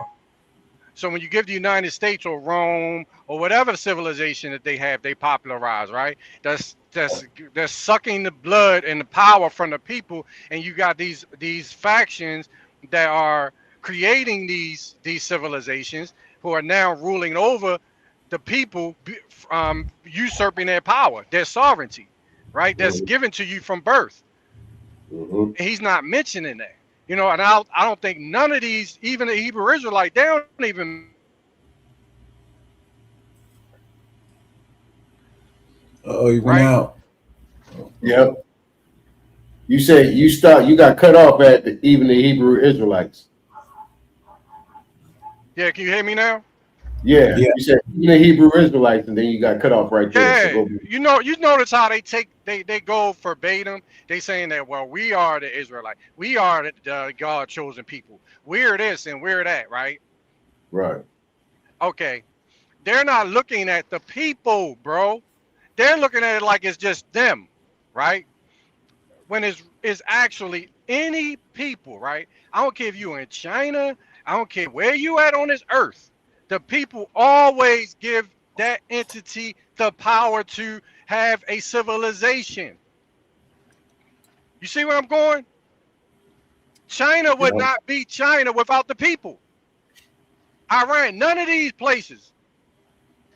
So you're looking at a false entity that is China. All these countries are anti-Christ, bro. Every single one of them. Mm-hmm. You feel me? All states, all countries are anti-Christ, which is you. They're battling. If you think about it, think about this. They're actually formed to attack you because you, the people, are giving your energy to something that was created by man. Mm-hmm. And without you, they wouldn't exist. They wouldn't have the power that they got. And all of these leadership, all of the elites know this stuff. Exactly. So you think there should be no law and order? Huh? What about law and order? Just natural law and order. Well, that's what the people see, and that's another thing. That should be within your when you have separate body politics within your nation, your bloodline, your family, the people that love you. You are supposed to have checks and balances within your family, within your communities, to check your own people, right? Now, go outside of that if you want to, but that's the people that went outside of that don't want to listen, that likes being immoral and doing whatever they want to do and getting fed by the beast. Those are the people who are the ones that should be punished. That's why you have, right? You have that language, voluntary, or no one should be unless they violate the public law. That means that, what that means? That means that these are the people that went outside of the nation, right? And went astray. They're these wild motherfuckers that say, fuck, I don't care about my family. I wanna be with the rebels, right? Or the United States or these civilizations that don't care. They care about democracy. If it's wrong, as long as the majority of us believe it's right, we rule. They went outside of that. So now, if you want to lock them up because your laws say so, lock their asses up then. You see what I'm saying? You're saying if you capitulate to that body politic, lock them up. If you go outside of that, because those are people that abandon the nation, the morals of your nation, bro. You feel me? You left Yeah. it. You left us. You know what I mean? But they're using them then economically to build more. So An it's a immoral double. nation where you can do anything you want to do as long as the majority agrees to it. Type bullshit. Yeah, that's the mob rule. That's not law and order. That's outside of you. That's outside of your Christ. You know, the life that gives that comes, that doesn't come from man. That comes from another place. That's why the earth exists, through life. That's what makes the earth earth. Anything that has life in it, that's what makes us us. And that man doesn't make that. You see what I'm saying? So therefore, anything that you have. So you're saying, but here's the thing. We know we have the Aton mentioned the lesser and the major, like there's these low, I guess you call them subcultures that exist, that you have to give education or some kind. They need books, they need writings, they need things written down. They can't flow naturally like you can see. That's why, but look, bro, that's why I mentioned not too long. That's why I said all these other entities or these other people are actually creatures of law. We're not, because they wouldn't exist if they didn't have these states or these false entities. You see what I'm saying? If we go through natural, if we was actually going through the natural order, then only we would exist. The melanated people would exist. These people are only existing because they make these unnatural laws, which makes them only a product of man-made existence, through man-made laws, through these countries, through these fake names and shit, and making laws so they can continue to exist. We don't need that to exist. You see what I'm saying? Yeah. But they still are giving their power to a false entity. You see that we're not. They're using us and to manipulate us so they can continue on. So I'm just that's what I don't really get with a lot of these these reverends, bishops. They go but so far, but they still believe that they're going in on something, and they're not really explaining the actual fake names that in these books that's right in front of their face, bro. Right. You know what I mean? He's the only one I've seen that tries to at least do that. He'll take these words and break them down. But there's only so far he can go. Now he won't go in on the United States though. That's the only thing I criticize him about. That's it. Yeah, exactly. You know what I mean? Yeah. I got these other ones I'm about to pull up. Okay, now you just put this one up here. And then I brought these other two up because I want to get you guys' opinions on these two TikToks I played earlier. But let me play this what none you got. I think this is dealing with the Mockingbird media. Here's Jessica. Democracy. This is extremely dangerous to our democracy. This is extremely dangerous to our democracy. This is extremely dangerous to our democracy. This is extremely dangerous to our democracy. This is extremely dangerous to our democracy. This is extremely dangerous to our democracy. This is extremely dangerous to our democracy. This is extremely dangerous to our democracy. We built a lighter that burns at 1,008.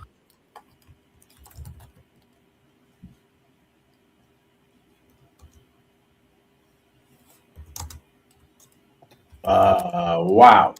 There it is. That's that one that Dane had put on one of his things. Yeah, there it is. I saw that before, and I thought it was about I think there was someone who was, because they were consolidating the weather media. It was something like that when they fired all the weather meteorologists, and because this kind of stuff, they were all repeating the same thing. But then I saw they basically consolidated instead of every city having their own. It's like it was all consolidated into one. Yeah. Big Dog, what up, man? That's wild. Yeah, I've seen that before. I was like, damn, that's a trip. That is a trip. But why do they say social media when those were all mainstream operations? Exactly. Yeah. That's what they do. Yeah. That's a trip. I mean, that could be a form of spelling. You know what I mean? Yeah. Every city you roll into, it's the same, just local for that one, but it's the same garbage. All right. Let's get on to the next one. Because I think you came late too. I don't know if none was in here when I played this one. Let me play this. And it's kind of what you was talking about, None. Kirk's Law Corner LLC and E-Clause LLC. Thank you for allowing me the opportunity to speak today.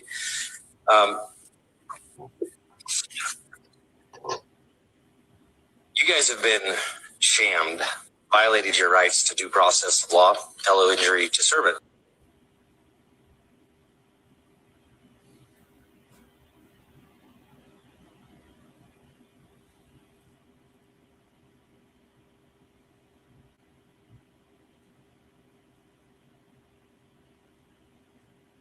Did you freeze?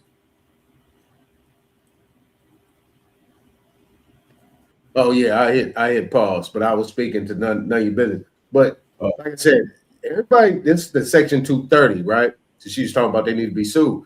But that's what the Section 230 was about. He's about to take that Section 230, and that's why he kept saying fake news, fake news, fake news. But the bottom line is, instead of us, we need to be picking some of that stuff up, what he putting down. You can't just, I mean, you don't expect somebody to hold your hand. He's expecting us to be more intelligent, to pick it up and utilize it to our advantage.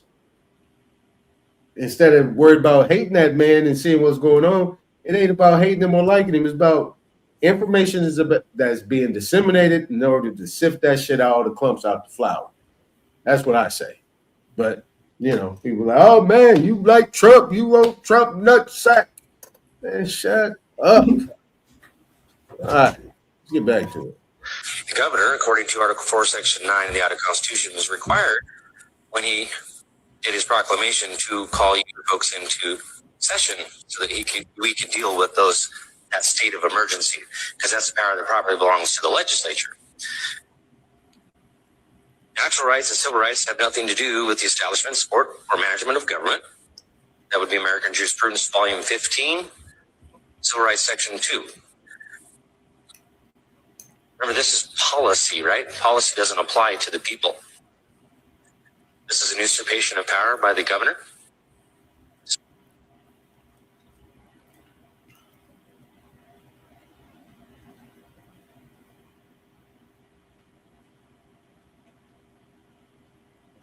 Nonetheless, you there?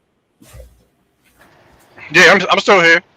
Yes. You heard what he said, right? He said policy is not for the people, right? Remember what you were saying earlier, right? Oh, what he say? He said politics. Man, I'm sitting here daydreaming. What'd you say, bro? Let me replay this, man. Yeah, replay it. You guys have been shammed, violated your rights to due process of law, fellow injury to servant.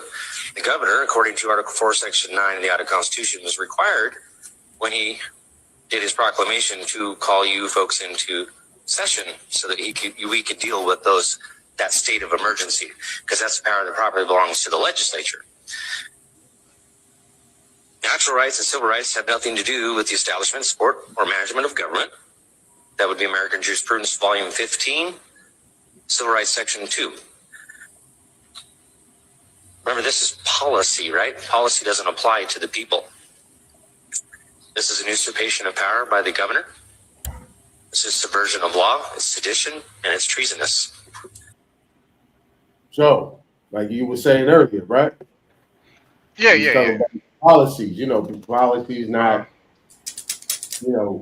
how you said it. You were saying it like, we don't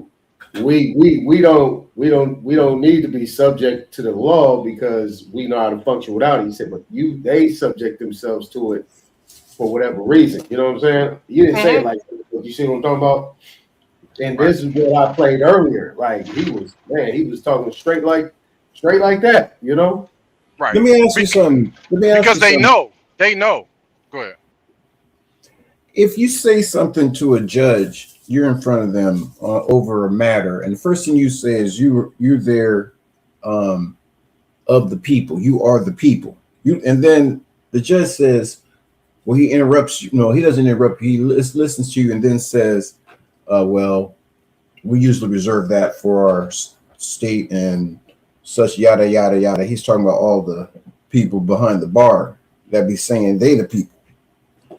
I'm like, I said it again. I said this shit 3 times. And then he finally said, okay, yeah, you're the people.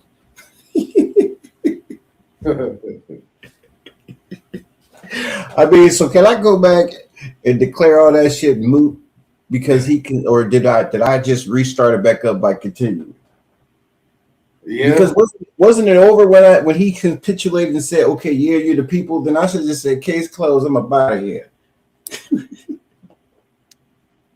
Yeah, I mean, because he couldn't hear anything in dealing with the people. He's saying he's the people. What the fuck is going on back there? What kind of operation is that? Yeah, I guess you had to knock 3 times. You know what I'm saying? Snap him out. Bro, he said, okay, you're the people. I just, I should have took full advantage. I mean, I dropped paperwork, but it was just funny when you mentioned that about the people. We don't have nothing to do with them. And yeah, when you go in there and you say, and he tried to usurp the power of the people. He said that shit was reserved, that name or that using that phrase was reserved for, using that word was reserved for district attorneys and all them motherfuckers. You know what I mean? Right. The state. I'm like, get the fuck out of here. So how y'all be the people? Right. Well, this is, I brought this matter. Right. Yeah. And they come in there seeking to do just that, is take you out of your proper status and get control of everything. And it starts with state your name for the record. State your name. That's important. That is important. I mean, now that I'm sorry, I like that T-shirt. I mean, I'm thinking of it as a T-shirt already, but I'm talking about your slide you did with Nagas, niggas, right? And then debtor, settlor, all of those power positions, right? Yep, donor, settlor, trustor, grantor. They're all ward the Lord. That's right.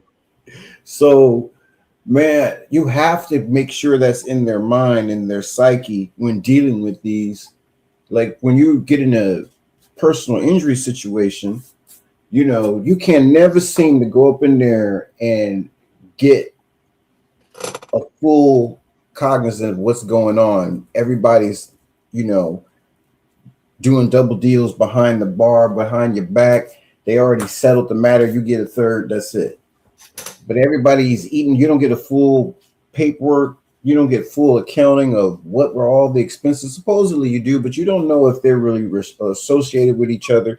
And they all are, because they all are on the bar and all that shit. So to me, it seems like that's a, this is the play. This is what they do. Right. So they get busy with even personal injury cases. I had to put down shit King on there just to throw them, so that they knew, hey man, I don't know what lingo you have, but this is a personal injury. Y'all have sinned and have trespassed. Yeah, while you bullshit, while you laughing, yeah. You know what I mean? It's called inimical trespassing.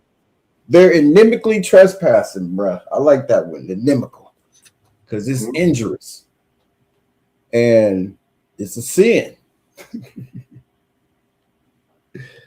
So I implore you all to investigate, do an investigation into whether or not to verify my claims that that's a violation of due process of law and that leads to treason.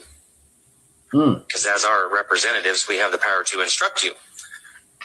At the very least, it is an emoluments violation. It is an embezzlement, Title 18, subsection 643. We cannot pay people, public servants, to trespass the law. Our rights are unalienable, They're not to be touched. They're not to be looked at. They're not to be trespassed on because they are our property. I'm not sure if you folks are aware of the Commission on Unalienable Rights that was just created. There is a 60-page report on the Commission for Unalienable Rights. Did you know about that? Did any of you guys hear about that? Explain that part again. I missed. I did like nonetheless a second ago. Like that's thrown out. Yeah. You're aware of the Commission on Unalienable Rights that was just created. There is a 60-page report on the Commission for Unalienable Rights. Right. No, I don't know what that. I haven't not heard of that. He said they just did it though. So I already had bookmarked that. I bookmarked it. Yeah, 2019. Oh, okay. So this is why I say that all these things were still functioning. All this stuff was kicking off in Trump's first administration. First administration, all this stuff was being kicked off. It's 2019. He was still in position. But this guy right here, I mean, this is where I can give these rednecks some props. I give them some props on the fact that they are so stiff, so dry, and have no vibration in them that they could sit there and just talk straight without any peaks and valleys in their voices. You know what I'm saying? It's like a straight line. You know what I mean? Straight like flat. Hey, bro, that's why you zone out. Listen to them because look, this is their creation. You know what I mean?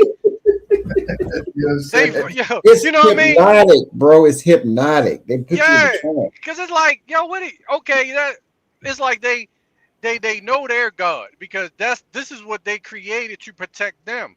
So I'm listening to it like, okay, I know what he's saying, but that doesn't even.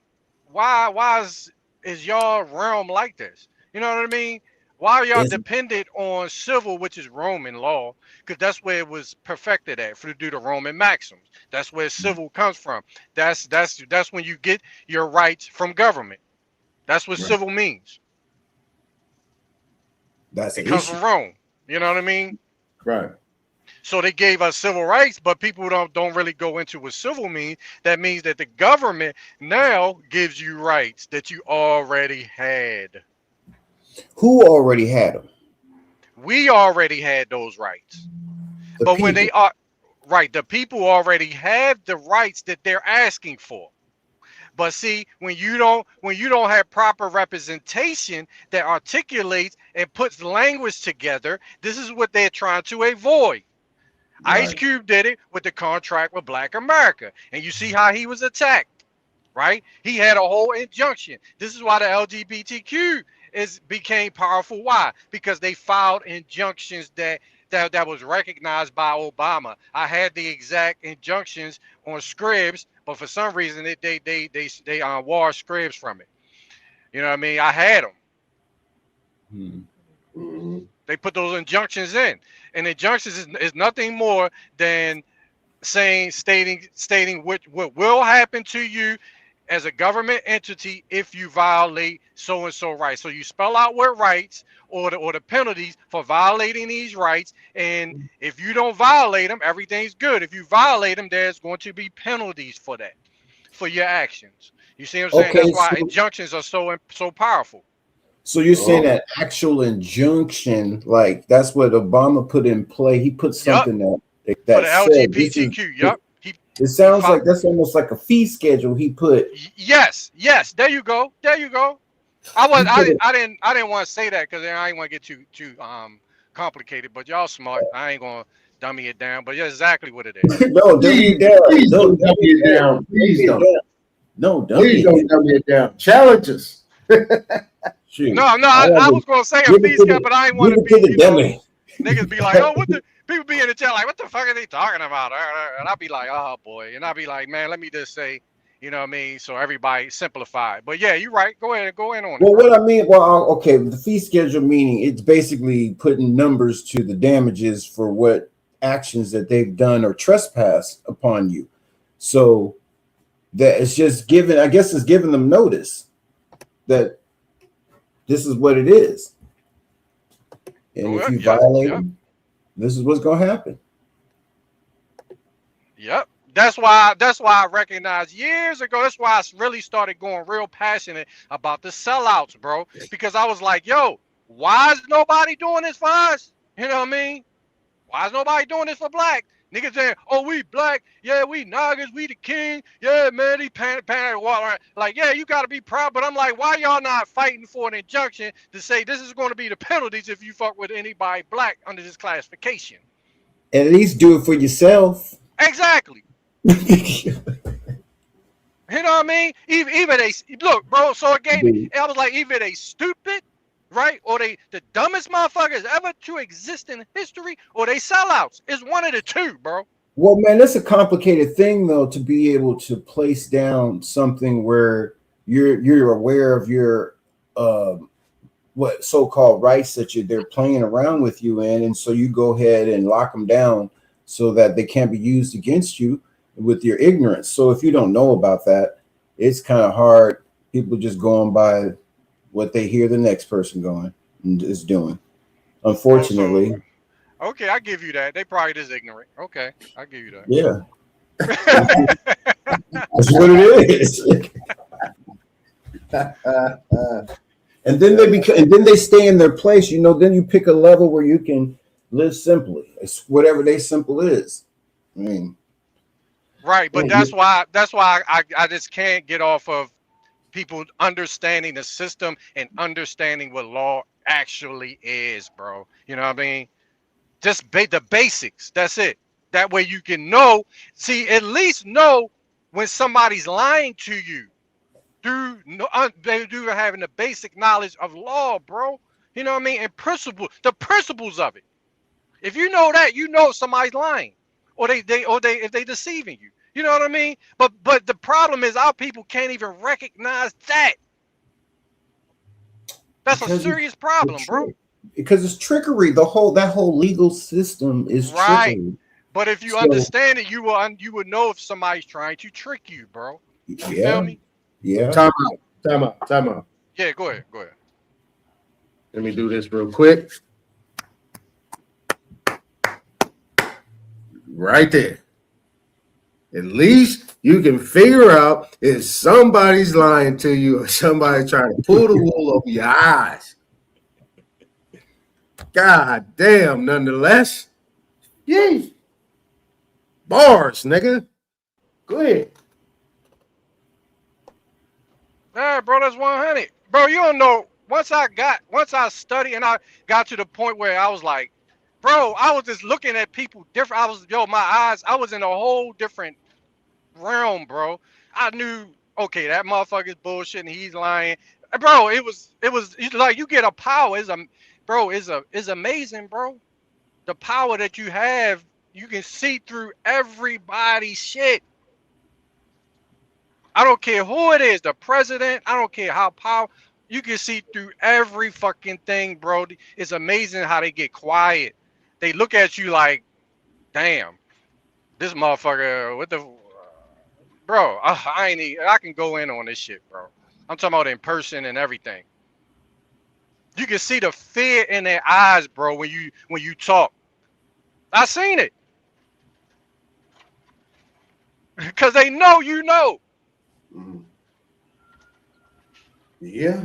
You know what I'm saying? I know Aton seen it. I know my brother. I know y'all seen it, bro. When you say certain things and somebody look at you like, oh shit. You know what I'm saying? that oh shit look. Yeah. Yep. It's almost like damn. You would think that I had a weapon on me. That's why I identify when they say no weapon, because they look at you like you got a weapon. When you know your shit about what the fuck is going on. Mm-hmm. I want everybody to feel that, to know that, bro. Everybody. Because then ain't nobody going to be able to fuck with us. Yep. Yeah. Let me get in this other one. Let's play this one. I think y'all missed this one too. Man, get in here. Yeah, I need y'all reaction on this one. Get in here, get in here, get in here. I'm about to do something very special for the peoples that have been rocking with me. I'm about to show you the Constitution. Right here. It's the Constitution. And the 18, as you can see, 66 treaty. But have you ever asked yourself, matter of fact, take a screenshot first. Have you asked yourself why the 13th Amendment is so important to the Constitution? All right. Well, this is about to reveal that millions of Indians is locked up around the country as prisoners of war and slavery. Let me show you the 1866 treaty and the 13th Amendment. Go and take another screenshot. And listen carefully to the words that being spoken. And I just want to focus on the 13th Amendment, right? All right. So the 1866 treaty of the Creek, right? Listen very carefully, right? Neither slavery nor involuntary or voluntary servitude will exist except as punishment for a crime, right? All right.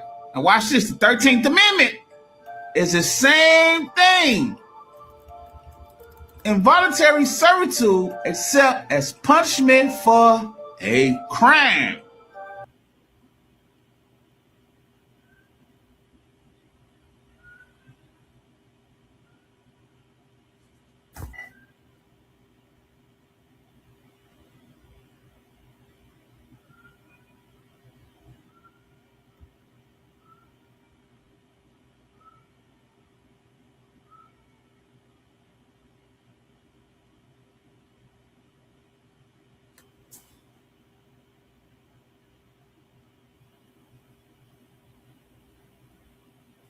Coach, you talking? Because I can't hear you. Yep, I sure was.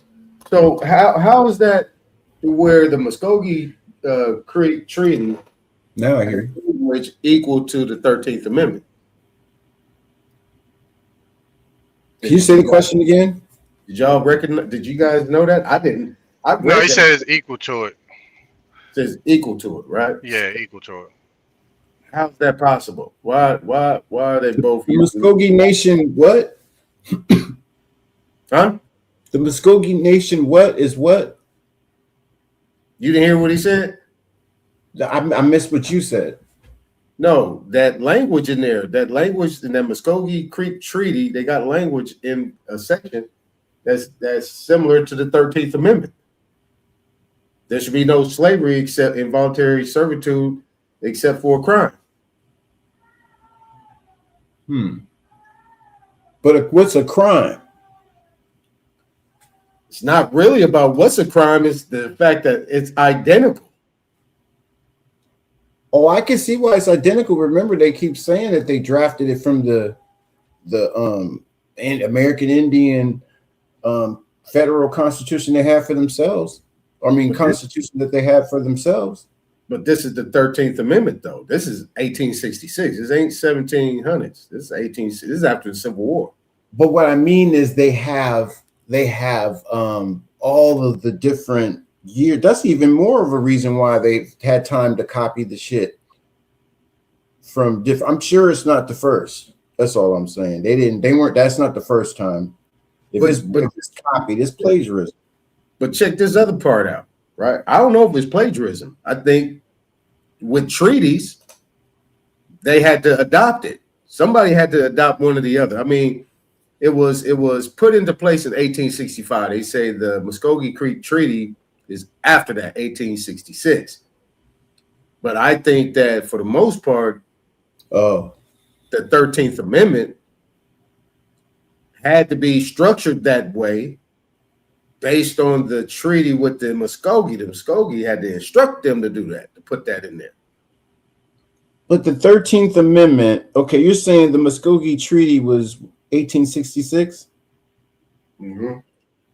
Okay. And so they adopted it from the Constitution. No, I don't think so. I don't think so. I think that's a lie right there. I think because a lot of these things that was pushed forth after the Civil War didn't even take place to 1868, right? Nonetheless, when a lot of these things not even completed to 1868 or to 69, 70 or something like that? After the Organic Act. That was 68, something like that. Bingo. See what I'm saying? But so yeah, go ahead. Okay, so the other part is that June 14th, 1866, Juneteenth, what year was that? Where everybody was supposed to have been freed, the slaves. What year was that? Was that 1866? Something like that. I don't even recognize Juneteenth though, cause that shit dumb to me. But yeah, I guess around that time. Right, but here it is nonetheless. Mm-hmm. This is how we can capture it back. Mm-hmm. Because the freedom from Juneteenth, the freedom from slavery was supposed to be slavery from white people, freedom from white people. You see what I'm saying? But this is dealing with the Muskogee. Where the white people at? Where the white people at? Because it was really it was only the Union. It was only the 13 plus. I think at that time during the Civil Wars, I think maybe 3 or 4 more had joined. I think it was maybe 14. I think it was like maybe 16, 17 total or something like that. Partial areas like I don't know if it was Alabama, but Tennessee, certain places like that. But if you look at Juneteenth, because this says June 14th, 1866, and then it was supposed to be in June 18th or June 19th or Juneteenth, 1866, where people were supposed to have been, or slaves were supposed to have been freed. So that's why I wanted to get y'all take on it. I wanted to see how. Well, I'll let you guys know how I think about this stuff.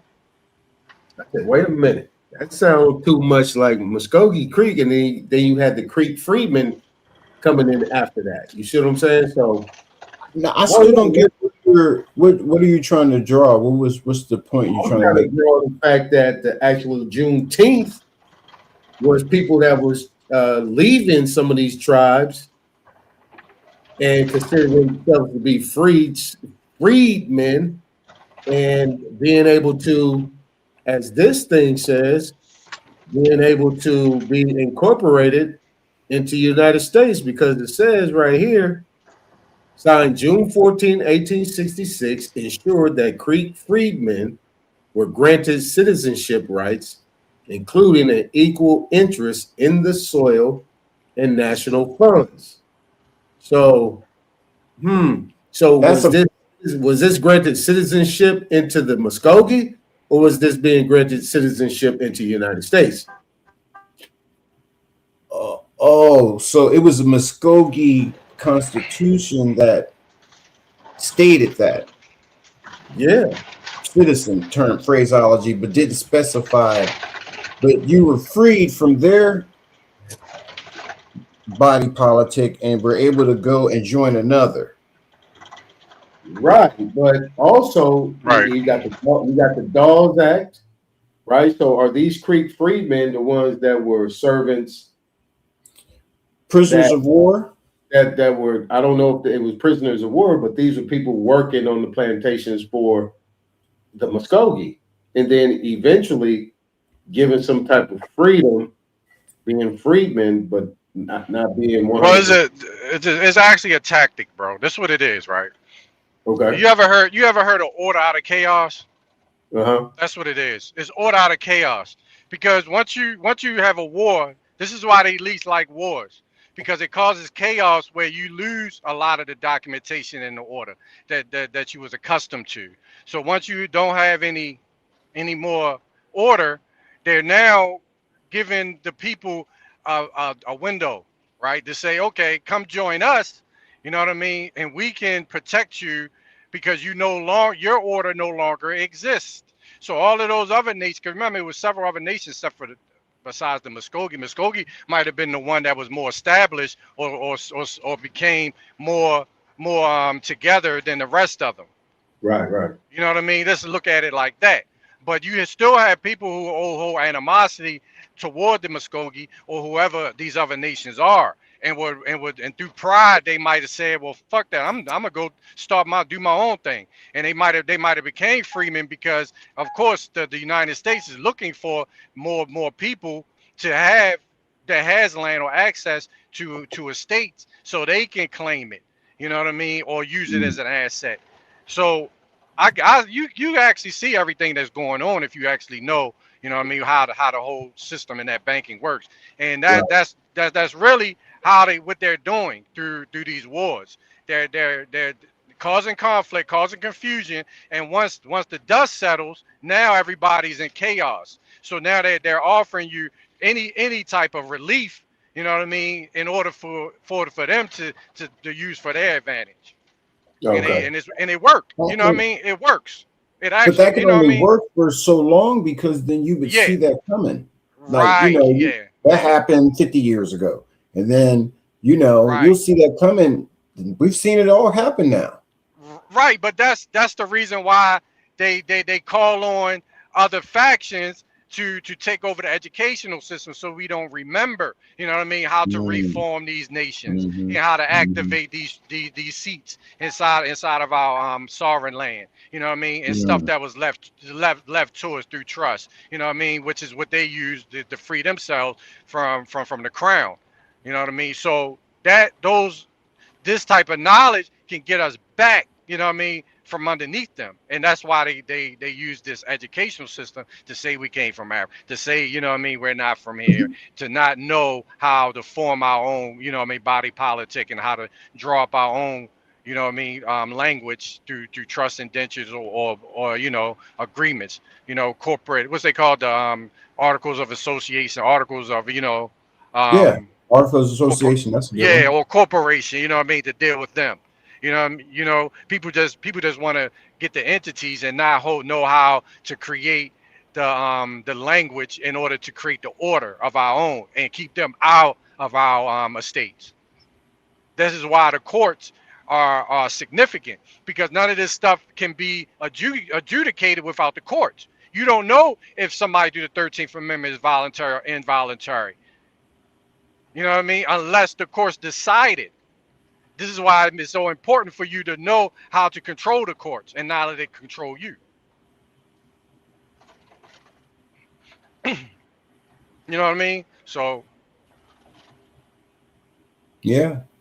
All right. So that's what I want to show on that one. What I'm going to do is I just put the link to that website, not the website, to that, what's it called again? The report of the Commission on Unalienable Rights. Let me go ahead and close this out. Let me bring it up so you guys, it's in the front chat. It is in the front chat. There you go. Oh, hold on, let me share. Yeah, there you go right there. That link is in the chat. Report of the Commission on Unalienable Rights. All right, there is the table of contents. America's founding principles and the proposed Civil War reform. Lincoln's return to the Declaration, the Constitution. U.S. commitments to international rights principles. Okay, this is good. The Universal Declaration of Human Rights in the United States. Reading the Universal Declaration. Persistent questions regarding the UDHR. Okay, dang. Human rights is in U.S. foreign policy, including observations. There we go. Take pictures. Cool. Okay, so, there you go. Might be useful. Might be useful.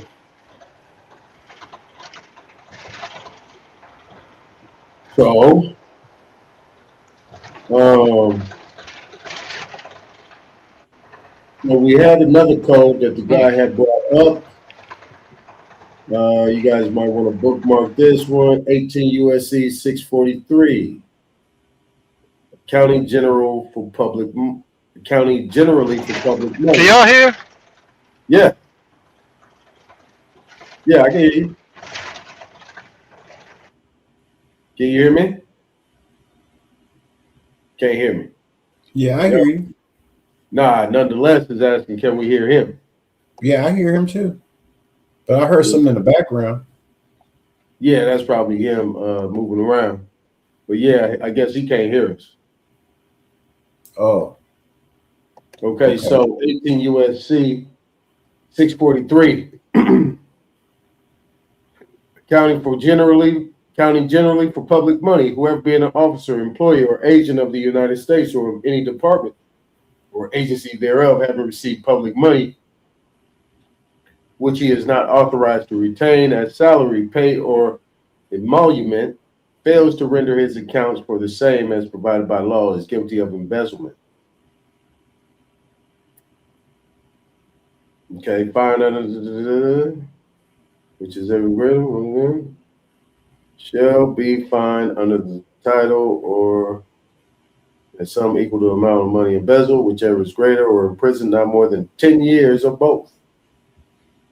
If the amount embezzled does not exceed 1,000, you should be fined under this title or imprisoned to not more than 1 year or both.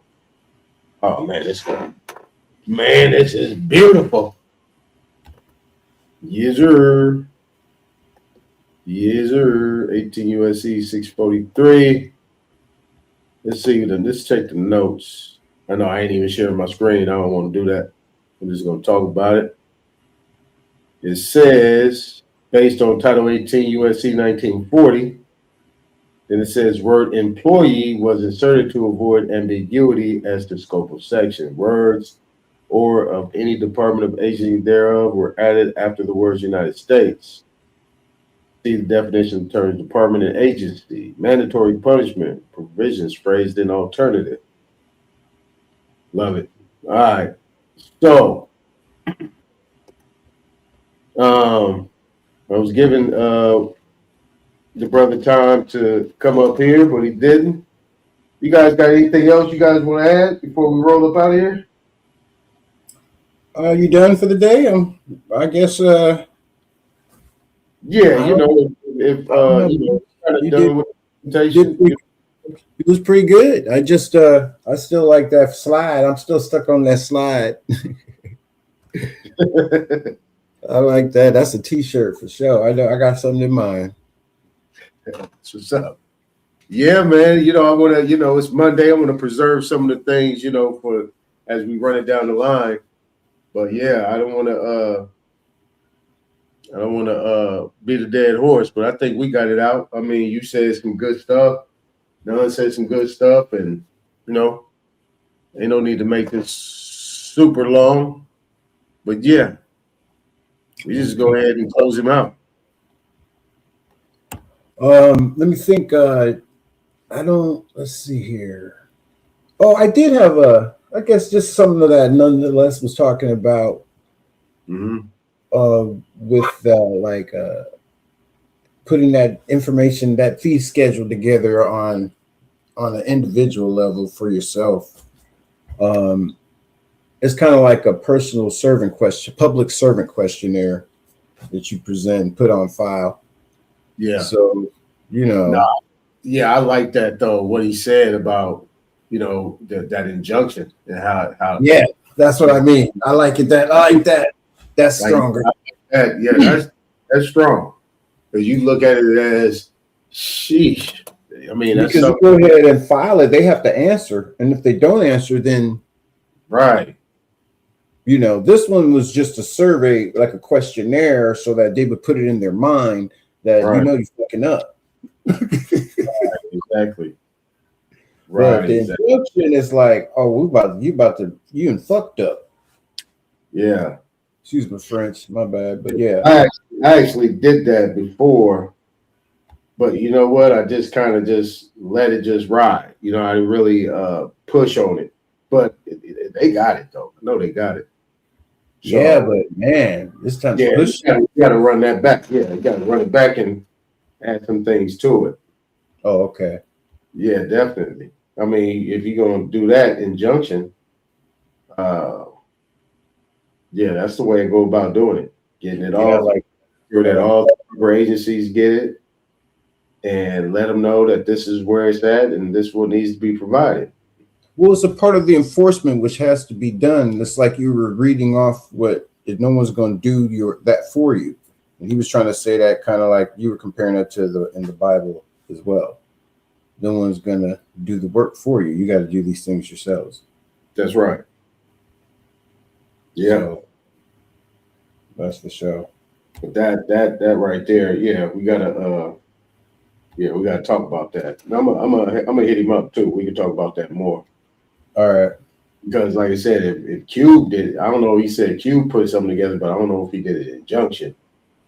But that right there, if you do an injunction, is this class action? Is this we'll set up the class action, or is this individual? Or what? You know what I mean? Well, you could still do individual and then later decide, because I would do it through the trust. I mean, I'm just thinking some, just off the cuff, but yeah, I like the aspect of turning what I have already into, enforcement into an injunction and getting that put together. That's like the next phase of enforcement. Right. Especially when you've given notice already. And well seasoned. Yeah, exactly. Yeah. So that's something to look forward to.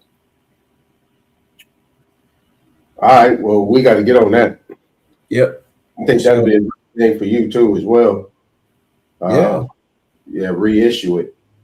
Because they pretty much got everything they need. They just ain't got that injunction. I think that injunction can actually lead to exactly where we want in the reparations and restoration talk, as well as cease and desist, estoppels, Mm-hmm. I mean, to me, you should be able to do it with any open action they got on the table with you, which is ever your strongest one, and use them all, because all of those are injuries. What do they call it? Inimical trespassing. Right. All of that is. So they want to, attorney, how they do you'd be like, your time passed on that. No, man, they're using active participants. Parties are still using from the get-go, from birth. Right, exactly. It's called successors and assignees. Yeah. Well, they can't follow the UCCs. Okay, get the fuck out of here.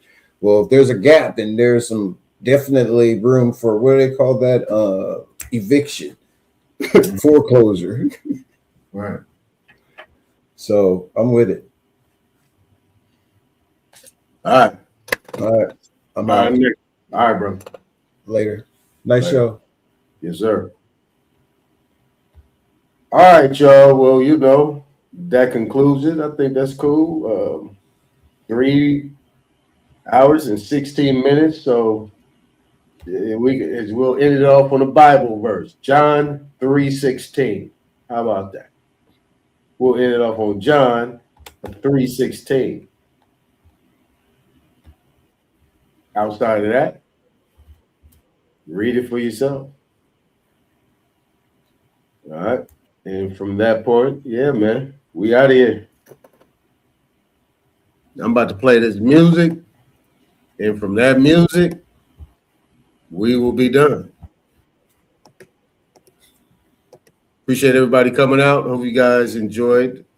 I will say not more than enjoy, but actually, use something of what was provided that can resonate, that you can do what needs to be done, and be able to apply. All right. At the end of the day, this is all we're trying to accomplish right there. News you can use.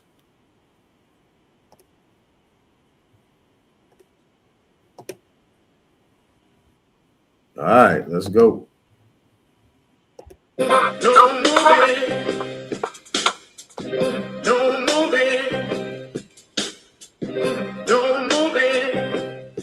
yeah.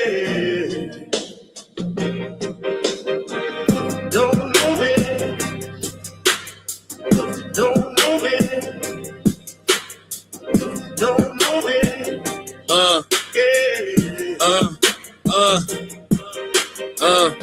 I'm the coach, quotes coded in oak with a ghost loaded focus. Chrome in the coat, king with the cloak, smoking that hocus pocus. Infinite styles, pivot and pile up the mileage. I'm wild with the science. You see the line on my avatar, iron jaw pride. I to devour the silence. Why you niggas steady lying? Got me laughing hard, satire and fraud. I fire the squad. Wise get crossed when I'm sparring with all the guards. Author of art, carving a mark in the bark of the market at large.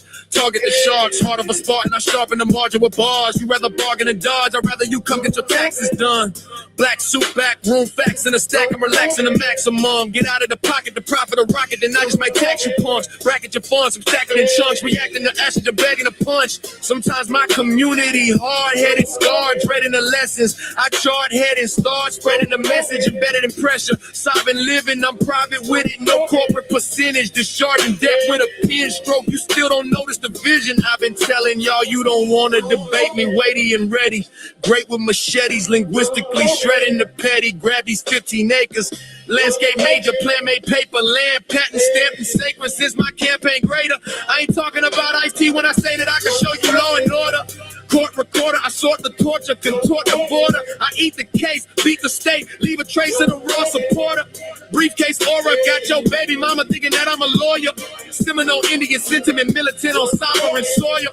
Private enrollment, tribal component. I'm the boss if you're trying to employ it.